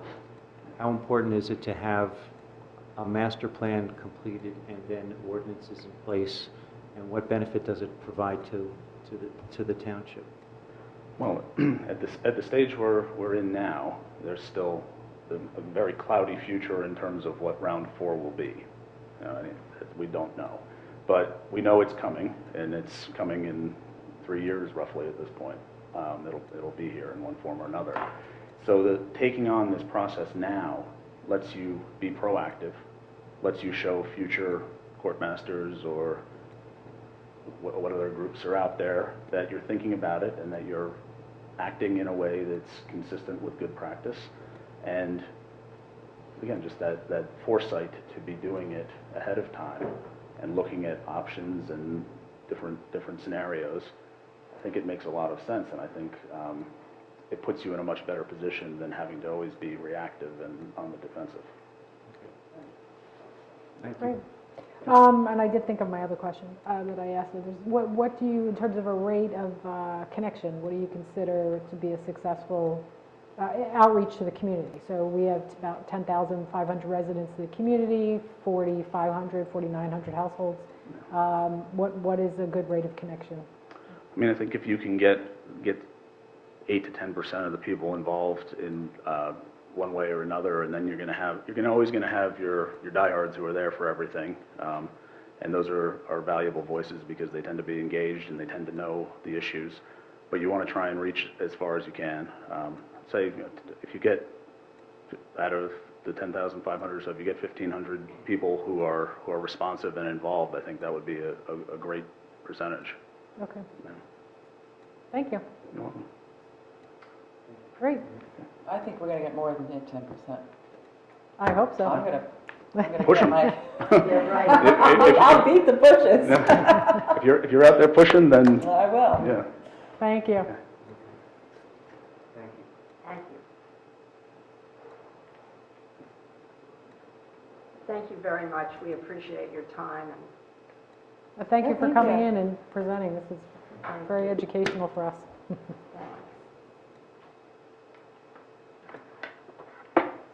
I'm not touching the computer. If I touch it, it blows up or something. Okay, so we're switching our technology over. Let's see where we are.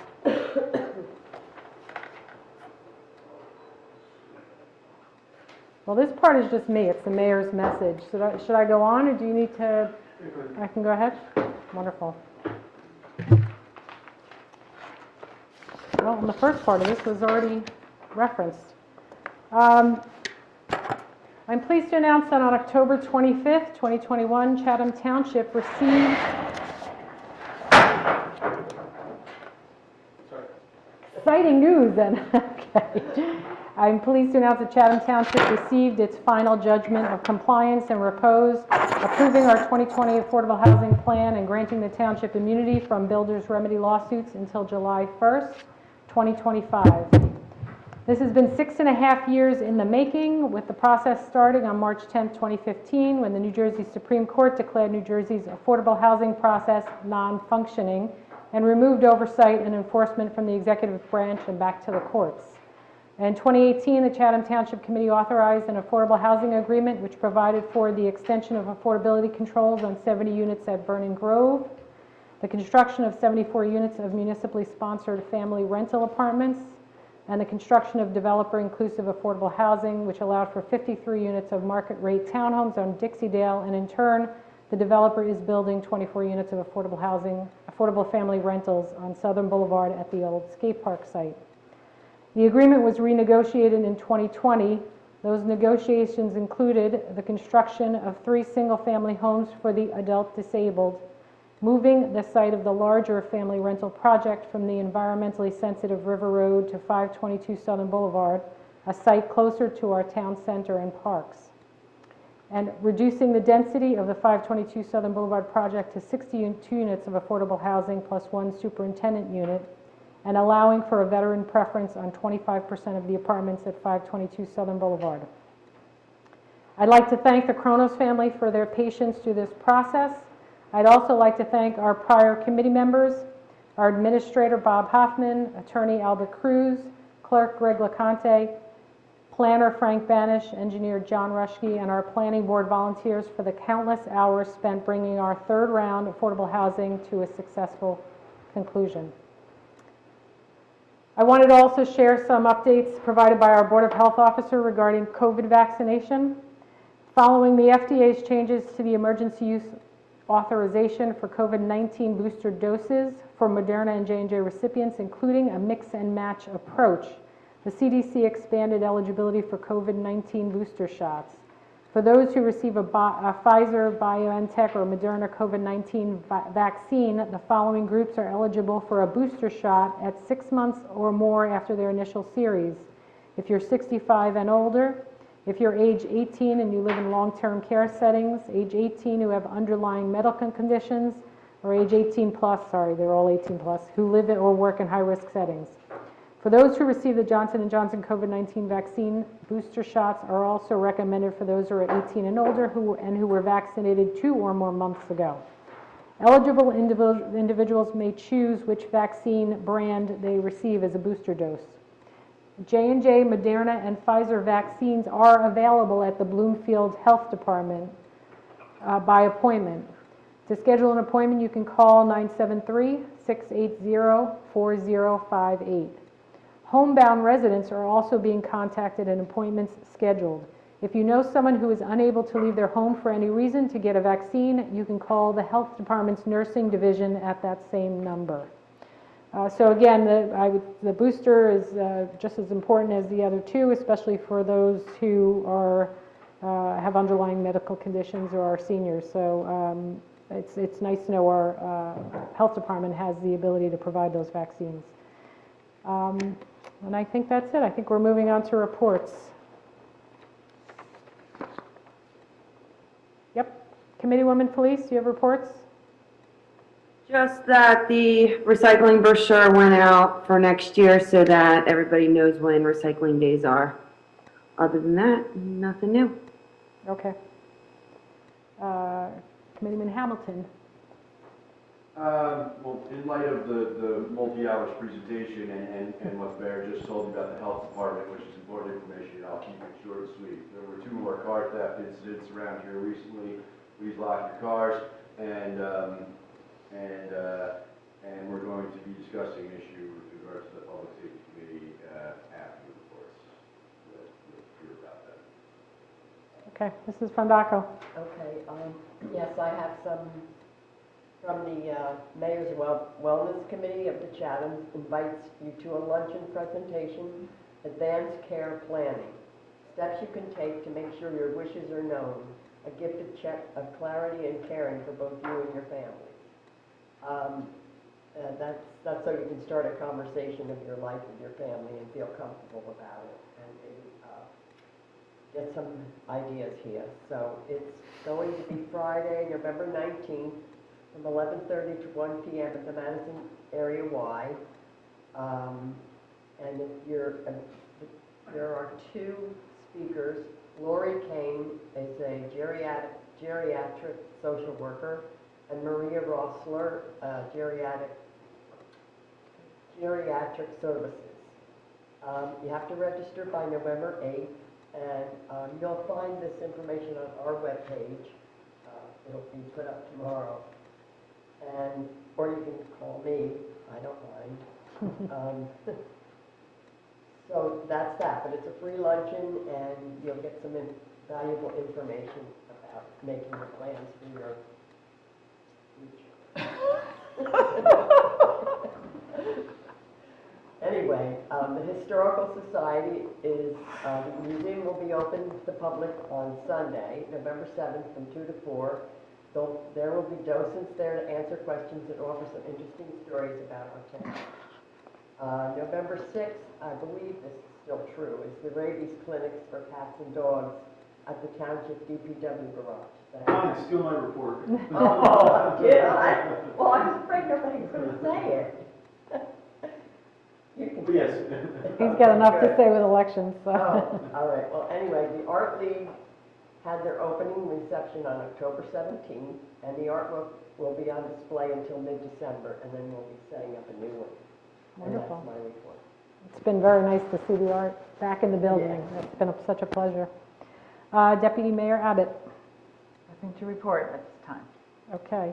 And do I have anything to report? Let me see. I'll provide one brief report. We did get to meet with JCP&L for a couple of hours to go over a whole bunch of stuff. And I guess the one thing I wanted to give a heads up, because it's good news, there is a new Gillette substation that hopefully eventually will go online. And a lot of the folks down in the Ormont area will be connected to that new Gillette substation. And if you live in that area, you have a real appreciation for this information, because they're right now on the Long Hill, Maureen's back there, they're on the Long Hill substation that tends to fail frequently. So we asked them to get us specifics as to which addresses, streets would be affected and when people can count on that switching. But I thought that was a really good piece of news, so I just wanted to give people a heads up on that. Mr. LeConte. Yes, Madam Mayor, first to reiterate, yes, the rabies clinic is on November 6th from 9 to 10 at the DPW garage. That's the other thing that I need to get up on the website and our social media, so I'll be posting that and the Mayor's Wellness Luncheon information tomorrow. In addition to that, from the Board of Health perspective, tomorrow morning is the flu shot clinic in the gym on the side of the building. Yeah, that was posted a while ago, and in addition to flu shots, for those that have seen the advertisement and called in advance, they can get their COVID boosters there as well, if you are one of the people that is eligible. You know, I know some people are taking advantage of that. And beyond that, from the elections perspective, for those who are not aware, the early voting is still ongoing. It started this past Saturday and it goes through Sunday, Halloween. The hours are 10 a.m. to 8 p.m. Monday through Saturday and 10 to 6 on Sunday. The closest location to here is, I'm going to share an image of a map. The closest location is the Madison Senior Center on Walnut Street. Can you see the image? Yeah. Mm-hmm. So if you see my cursor over here is the closest location. Yeah, this image, for those who are on Facebook, I shared this on the Township Facebook page, and the addresses are listed, and the information is on the county site as well. But it's an incredibly easy process to vote early. Yeah, it's you sign in on an iPad nowadays. It's a new system for signing in, and you know, when you sign in, they give you a sheet of paper that gets inserted into the voting machine that tells the machine to pull up your voting district's ballot, you know, so that way you know you're voting in, you know, the right election. And then before you actually cast your ballot, the sheet of paper that you had put in the machine, it lets you look at that to make sure that it has the right names, so you can confirm that you're voting for the right person and that you didn't accidentally hit the wrong button. Yeah, so yeah, anyone that wants to take advantage of that, feel free. You have until Sunday evening to do the early voting. Polls will be open normal hours on election day itself from 6 a.m. to 8 p.m. on Tuesday, so that'll be an incredibly long day for me. And for those who have mail-in ballots, I mentioned this at the last meeting. If you received a mail-in ballot, that is the way in which you get to vote. Those who received mail-in ballots are by law not allowed to vote on the machine. So if you got that mail-in ballot, use that. If you show up at the polling place, you'll vote by provisional ballot instead of on the machine. And we have the drop box at the front door of the municipal building for mail-in ballots if you choose to use that option rather than actually mailing it in. And if you drop off the mail-in ballot in that box, you have until 8 p.m. on Tuesday to drop it off. I've been instructed by the municipal clerks have been instructed by the county to, shut that box down at 8 o'clock that night. So, any questions on elections? Are you getting any reporting on how many people are taking advantage of early voting? When I reached out to the superintendent of elections the other day, I think she said about 1,000 people a day. For Morris County? Well, that's countywide. That's Yeah, not yeah. just Chatham Township.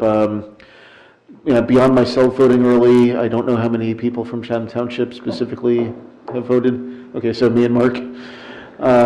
So that's at least two. Yeah. But, For what it's worth, it's just sort of a novelty, I guess. It's just cool. You know, and I was kind of curious how it was going to work, and it's very high tech and sophisticated. And you go, it looks just like the old-fashioned voting machine, except you have this like piece of paper with a code on it, and you feed it in like you do like a dollar bill machine, and then like the township ballot comes up, like the same one you used to be seeing at Corpus Christi Church or whatever. I guess it does that for whatever town you come from. But we did it. It was easy. And it's convenient. It's open at night for affiliate populars. yeah, and now that this machine voting, early voting is available, prior to this year, insofar as we had early voting, it was the mail-in ballot, where personally I think this machine voting is a much better option. It's easy, it's safe, it's effective. Now I sound like I'm talking about vaccines, but yeah, it's a way to, if you think you're going to be out of town on election day at the last minute, it's nice to have the machine voting as an option, so you don't have to drive up to the county building in Morristown. Madison's nice and close. Great. Yeah, I'm going to give it a shot this weekend. Probably going to be packed though. Anything else? I talked about rabies, I talked about the flu, I think I'm good. Okay. The flu clinic, you had to sign up in advance, right? They are still, I think there's still room for walk-ins. When I spoke with the staff at the health department, they asked that if you don't have a slot already filled in to come like toward the end, it's running from 10:30 to 12:30, so yeah, they'll do the best they can to accommodate those who are walk-ins. Great. I need my flu shot. Thank you. Okay, Mr. Rushke. Just a brief report, Mayor, on the infiltration study that we're doing on the sanitary sewer system. So if anyone sees anyone jumping into a manhole in the middle of the night while it's raining, they're not they're not suspicious. They're just going in there taking flow measurement readings at this point in time and recording that. And so they do typically go. They definitely go out during the rain, and a lot of times they are going out in the middle of the night just because the flows are low, and it's the best time to pick up when the extraneous flow is occurring in the sewers. So don't be alarmed. It's just us measuring the sewer flows. Has the police been notified so they know when they see people jumping into? Plus, I would assume they need some protection so nobody's driving over the manhole. Yeah, no, usually the trucks have lights on them. They have their vests and they have their hard hats, and so it looks like utility work is going on. Okay. So if you go down there on Sundays, you're going to dress as a Ninja Turtle? That's all I have, Mayor. Thank you. Mr. Cruz? Me and you were the only ones who get that sewer reference. Teenage Mutant Ninja Turtles. No, you not a clean job. Sorry, Mr. Cruz? Mayor, other than joining you in thanking the many people that worked on bringing the affordable housing litigation to a conclusion and the judgment of compliance and repose, I want to personally extend my thanks to all those individuals. I have no other report. Thank you, Mayor. Thank you. Mr. Hoffman? Thank you, Madam Mayor. 3 or 4 quick items. Tomorrow, it will be the last day that you can pick up your house plans if you've received a letter that your house plans are available from the construction office. So if you've got that letter, please come down and pick it up tomorrow. We have been doing a land office business for the last couple of days with that, so it's helping. If you're picking up your plans, it helps us with space, but you're also getting something valuable for your house. So please do that. On Saturday, October 30th, it's Cleanup Chatham Day. This is a cleanup on Saturday. If residents want to pick up trash, they can pick it up, and then from 3 to 5 p.m. there's going to be there'll be a dumpster down at the DPW yard, 405 Southern Boulevard. You can drop it off. They also had some limited gloves and other things like that, so that if you want, and bags, so if you wanted to stop down there tomorrow to pick up some gloves and bags, you can go out on Saturday and pick up some litter and bring it there. And this helps us with our Clean Communities grants. This effort makes us eligible for additional grant funding. And one of the things that we are going to do is we're going to have a Teenage Mutant Ninja Turtle contest on Saturday afternoon, very late, to see if there's anything in pizza boxes or things like that will get a prize. I'm only kidding. But that's For the trunk or treat, right? Yeah. Did you say from 3 to 5? Yes, 3 to 5. And then I did want to, Mayor, say thank you for recognizing the people that helped with the Round 3 affordable housing. But I appreciate being included. But our attorney Albert Cruz deserves the lion's share of the credit. The amount of work that he did was amazing. But thank you so much. I think I just realized I thanked past committee members. I don't know that I thanked current committee members, but it's been a long time and a lot of work, and I just realized that I'll have to change that before I send it out. Okay, we're on to the hearing of citizens, and I'm just going to read our kind of guidelines around that. Meeting access is guided by the state of emergency and the related governor's executive orders. The committee meeting room is open to the public, and we look forward to having you join us. For your convenience, this meeting can also be viewed remotely on Comcast Channel 29, Fios Channel 26, and Zoom. Or you can listen in from your phone by dialing one of the phone numbers listed on the agenda. If you are watching via cable TV, you can participate in the public comment sessions of this meeting by dialing any of the phone numbers which are listed on the agenda and which will be shown on your TV screen. Callers must press *9 to raise your hand to speak. If you are watching via Zoom, you may speak during any of the public comment sessions by following the Zoom instructions to raise your hand. Whether in person or online, when you are recognized to speak, please mind the following procedures. Say your name, spell your last name, and give the name of your street. You do not need to give your street number.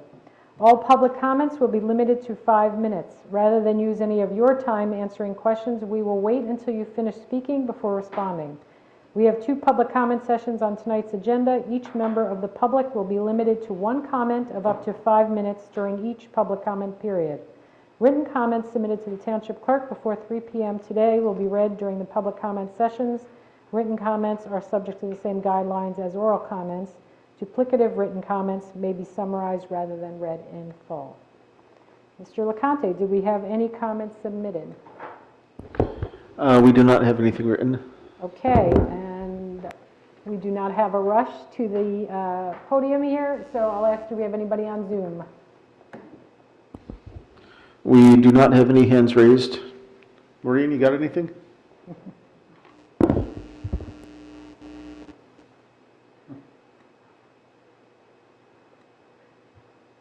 This is a rare opportunity, so I have to say something. I did appreciate hearing the 3 presentations. I did pay attention to a link I received this afternoon from the Watershed Institute about master plans, where I learned a lot. And I was listening to the presentations, and one thing I didn't hear, and you might want to ask about, is any reference to a build-out analysis of if we revise the master plan, and presumably you would be adopting the ordinances appropriate. Well, what's the build-out analysis? I mean, maybe it's like the worst-case scenario of a fully developed town, and I didn't hear any of the groups mention that. I was very encouraged by the amount of public input that they all seem to want. So actually, I'm glad I was here to listen to these presentations. Thank you. Thank you. We'll definitely put that on the list of questions, follow-up questions. Okay, seeing no one else, do you want to check Zoom? Yeah, we don't have any hands raised on Zoom. Okay, seeing no one else, we'll close the hearing of citizens. Mayor, since she just left the microphone, we already talked about the silver certification earlier, but I just want to give my own perspective on the work that Maureen did on that. There was a period where it seemed like every day, several times a day, I was getting emails from her asking for different documentation. Yeah, so Maureen did do a lot of work to compile everything for that process. Well, thank you so to did both you. of you. Yeah. Thanks. Okay, so we're moving on to the public hearing and final adoption of ordinances. The first ordinance, 2021-22. Ms. Conte, do you want to read that ordinance for us?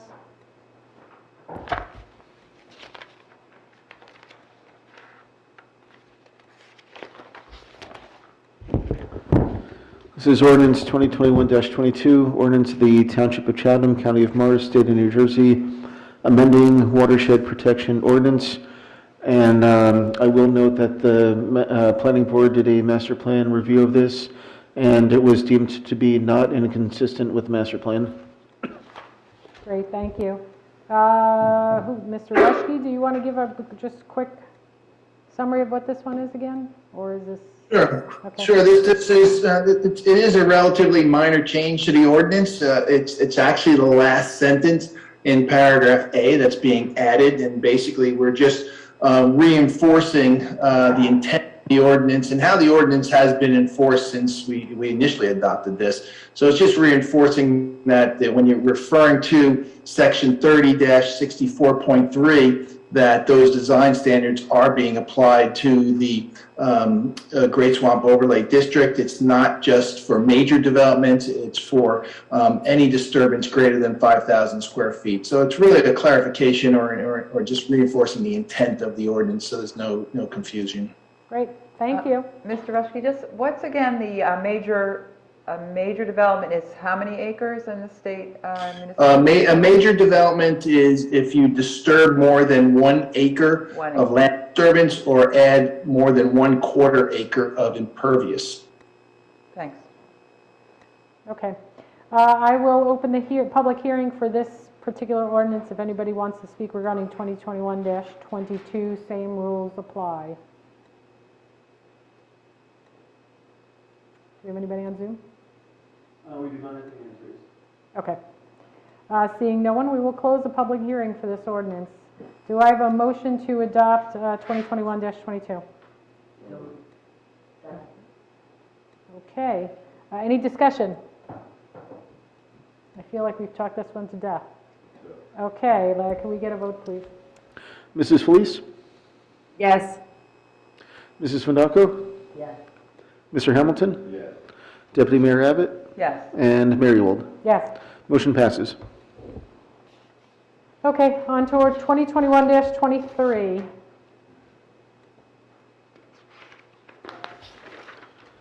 This is an ordinance authorizing acceptance of a quitclaim deed from Harvco Construction Company for Lot 8.12, Block 35, as shown on a certain map entitled Rolling Hill Company Final Plat, Rolling Hill Vistas, recorded with the Morris County Clerk on December 18th, 1995, as map number 5207 for a detention basin. Thank you. Mr. Cruz, do you want to give the brief description of this one? Yes, Mayor.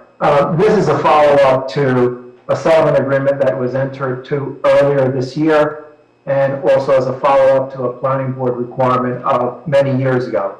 The planning board required and the settlement agreement confirmed that the township would take ownership of this detention basin and become responsible for it. So this, as I said, is really memorializing something that should have occurred a while ago and was part of an overall settlement earlier this year. Great, thank you. Let's open the public hearing for 2021-23. I know they're all racing to the front. You got anything on Zoom? Nope. Okay, we're going to close the public hearing. Do I have a motion to adopt 2021-23? So moved. You get that? Yep. Thank you. Okay, any discussion? Let's go for a vote. Mrs. Fondacco? Yes. Mr. Hamilton? Yes. She's recused on this. Deputy Mayor Abbott? Yes. And Mayor Ewald? Yes. Motion passes. Okay. Introduction of ordinances, the first one, ordinance 2021-25.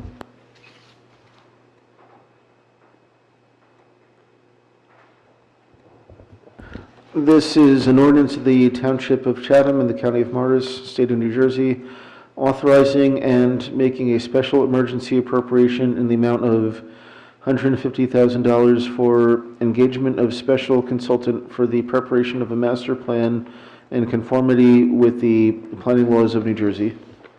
Thank you. Mr. Hoffman, did you want to give a brief overview? Sure, thank you, Madam Mayor. Yep, this ordinance is the first step that's required to fund the master plan revision, which is scheduled to start in 2022. The state adopted the terminology special emergency appropriation, and this is something that was adopted. It provides a mechanism so that the township or any municipality can fund a project over a 5-year period. So the purpose for this would be to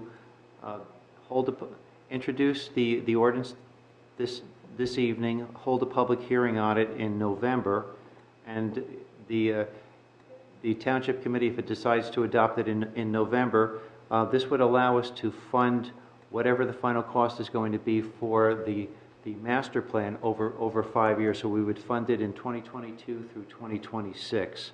And what this is going to do is this would create a reserve account in this calendar year, and it's basically a deferred charge. So it doesn't hit the budget this year, but there would be a 20% charge to each of the next 5-year budget, 5 years of our township budgets, so that we could pay for the master plan. And that's what this does. It's also something that municipalities use when they have to update their tax maps, because those are also something that's a large expense, and this just allows us to pay for it over several years.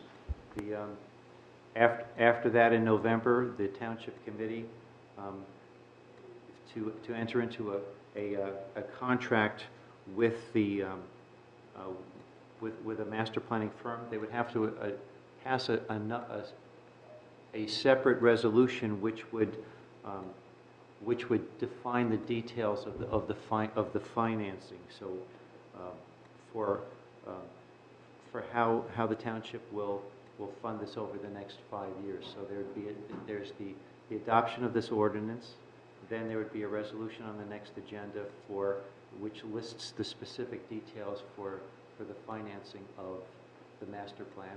And then there would be a third or a second resolution that would be to select the candidate to implement the master plan in 2022.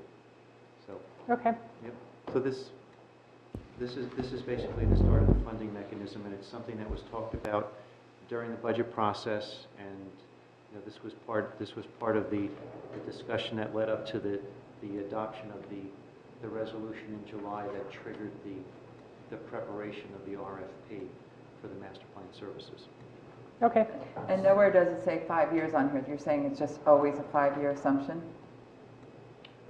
Well, correct. You can do it in a shorter period of time, but this special emergency appropriation allows you to go out 5 years. Okay. And that detail will get worked out in the resolution that'll be adopted at the next meeting, assuming this is adopted. So this is the introduction. Does this one have to go to, this is an appropriation, so this isn't a planning board related thing, right? No, this is nothing to do with the planning board. Well, it deals with planning, but it doesn't have any master plan consistency review. Yes, okay. Wonderful. So do we have a motion to introduce ordinance 2021-25?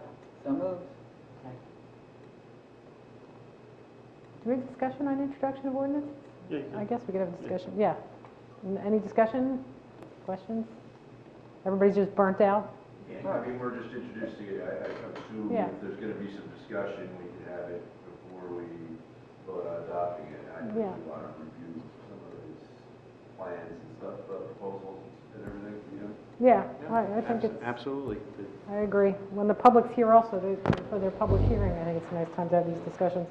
Okay, so let's go for a vote. Mrs. Felice?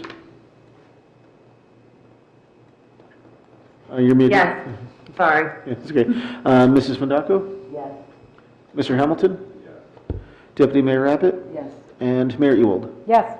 Motion passes, and the public hearing will be on November 18th. Okay, now we have ordinance 2021-26, amended parking regulations. Do you have some last minute updates? Yes, I'll read the title.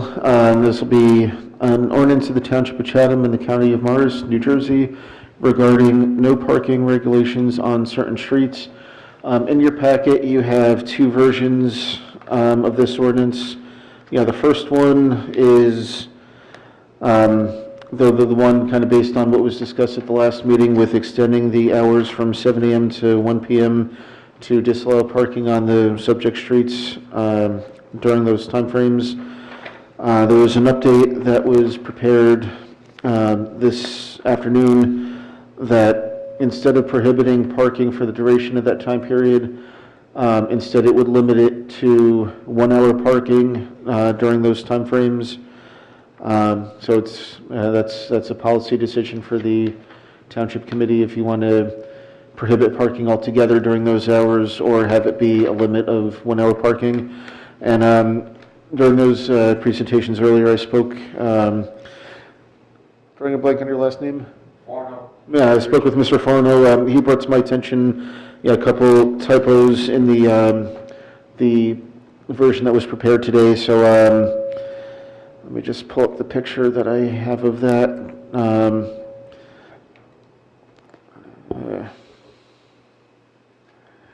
So basically, the corrections would be for Floral Street and Lenape Trail to have it be both sides 1 hour parking, as well as Pine Street 1 hour parking. To make sure that we're not creating a problem on those streets by allowing parking on one side but not the other. And if I may,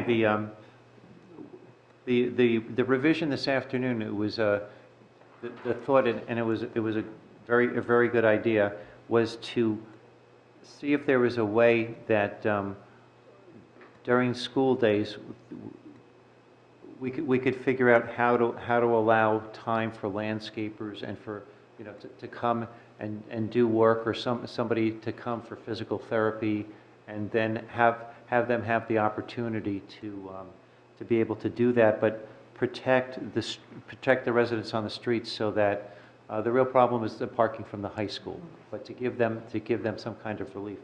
So, in all honesty, Committee Member Hamilton deserves credit, because at 1:30 this afternoon we were blue skying, and he brought that up. Is this something that we can try? And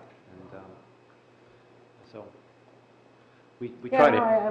Thank you. This is a good idea. And then Mr. Don't go too far, thank you. Just when I heard Greg read the ordinance, something just popped into my head that was worse than me. The point is, that in these particular streets in close proximity to the high school, there is a problem with high school students parking all day. And it's originally on Longwood, which is immediately adjacent to the high school, and if you extend it, they just move over one more block onto Williams or wherever. But also there's this idea, if you have a friend coming over for a cup of coffee or something, they're going to get a ticket for parking in front of your house. Right. So that's the genesis of the 1 hour idea. But hearing Greg read it out loud, I was thinking we might want to consider going to 2 o'clock, because if there's 1 hour parking, then the problem is the kids come back from lunch. So say they come back from lunch at 12:15 and they park. Yeah. They'll be within the hour, and then they're stuck there for the whole afternoon. So. Wait, you lost me. They get out at 2. Don't they get out like 2:30. 2:30? And what time do the kids have lunch? Is that like 10 a.m.? It is at 10 a.m. You're right. I know it's earlier than I would think lunch would traditionally be. Yeah, you're right. 10, Yeah, I think my granted it's not in Chatham, but my nephew's a high school freshman, and I think he has lunch around 10:30 in the morning. Yeah, I think it's 10:30. Yeah. Okay. Well, that's a concern. If lunch was from 12 to 1, then they could just come back to lunch. No. Yeah. but I guess I'll. Yes, I think that's why the 1 o'clock time was chosen, because it was well after the lunch period. And it is worth noting that the updated version includes Crestwood Drive and a section of Hall Road, because in terms of wanting to take the global approach, looking at the map, if the committee decides to enact these regulations on Longwood, there already is some regulations on Longwood, Williams, and Delwood, and Whitman. But yeah, looking at the map, the next logical place where kids would want to start parking would be Crestwood. And Mr. Hamilton brought to our attention that on Hall Road, there's a section from Highland to the cul-de-sac where kids park, and I guess there's a path that leads through to Longwood. So we wanted to make sure that we're capturing everywhere where where parking would be a problem, so that way we're not revisiting this in another year or 2 or 3. Were those streets notified? Because I know you sent letters out to the... No, we will send out letters to them, but that's a good point, Madam Mayor. I'd like to point out that as of about 7:30 tonight, we've already received 9 responses from residents that with the survey, they've mailed back that they are in favor of extending the no parking from 10 a.m. to 1 p.m. So the letter that we sent out, we're already getting responses, and so far it's all positive for. But I think they don't know that they can have no high school students and not have any restrictions on themselves. So I actually think Mr. Hamilton's idea is probably what they would prefer. Well, it is, but this came up now. But the point is, the residents believe it's a good idea to move the no parking from 10 a.m. to 1 p.m. and then, if with the ability to have 1 hour parking during school days, that's a benefit to everybody. 7 a.m. to 1 p.m. What did I say? You've got 10 a.m. locked in your brain. You're right. From the current clause 10 to Yeah. extension. Right. There's. Yeah, so this ordinance, it would expand the hour that the parking regulations are in effect, and instead of a total prohibition on parking, it would limit people to 1 hour of parking during that. No, that part I know, yeah. yeah. No, but It was the 10 a.m. to 1 p.m. that I'm getting stuck on. That's 7 the a.m. expansion window. We're 7 a.m. extending the 7 to 10 period to include 10 to 1. Yeah, so the parking limitation would be from 7 to 1 rather than 7 to 10. It's going to be from 7 to 1. Yes, that Yeah. part I know, okay. It's how you're phrasing it, it's throwing me off. Okay. But now, As long as we're all in agreement, it's 7 to 1. Got it. And something that occurred to me, I apologize if I mentioned this before, but a lot of people in town hire landscapers. So this way, the people that live in those neighborhoods can have their landscaper come on a Tuesday morning during Yeah. the school year and not have a problem. Wonderful. Okay, so I bypassed protocols. Do we have a motion to introduce? To introduce which ordinance? Option A or option B? 2021-26. Is this the version with the 1 hour limit? Oh, okay. So option B is the one with the 1 hour. Yeah, I'm a fan of that one. As somebody who's had to run in and out of the school for various things, for meetings and everything else, that does help to have that 1 hour time frame. So I thought that was a great suggestion. It is. Yeah. And are you moving it from 1 to 2, or it's staying at 1 o'clock? Staying at 1. 1. So I think it's option B, that's right. All right, I just want to make sure that we all know what you're voting on.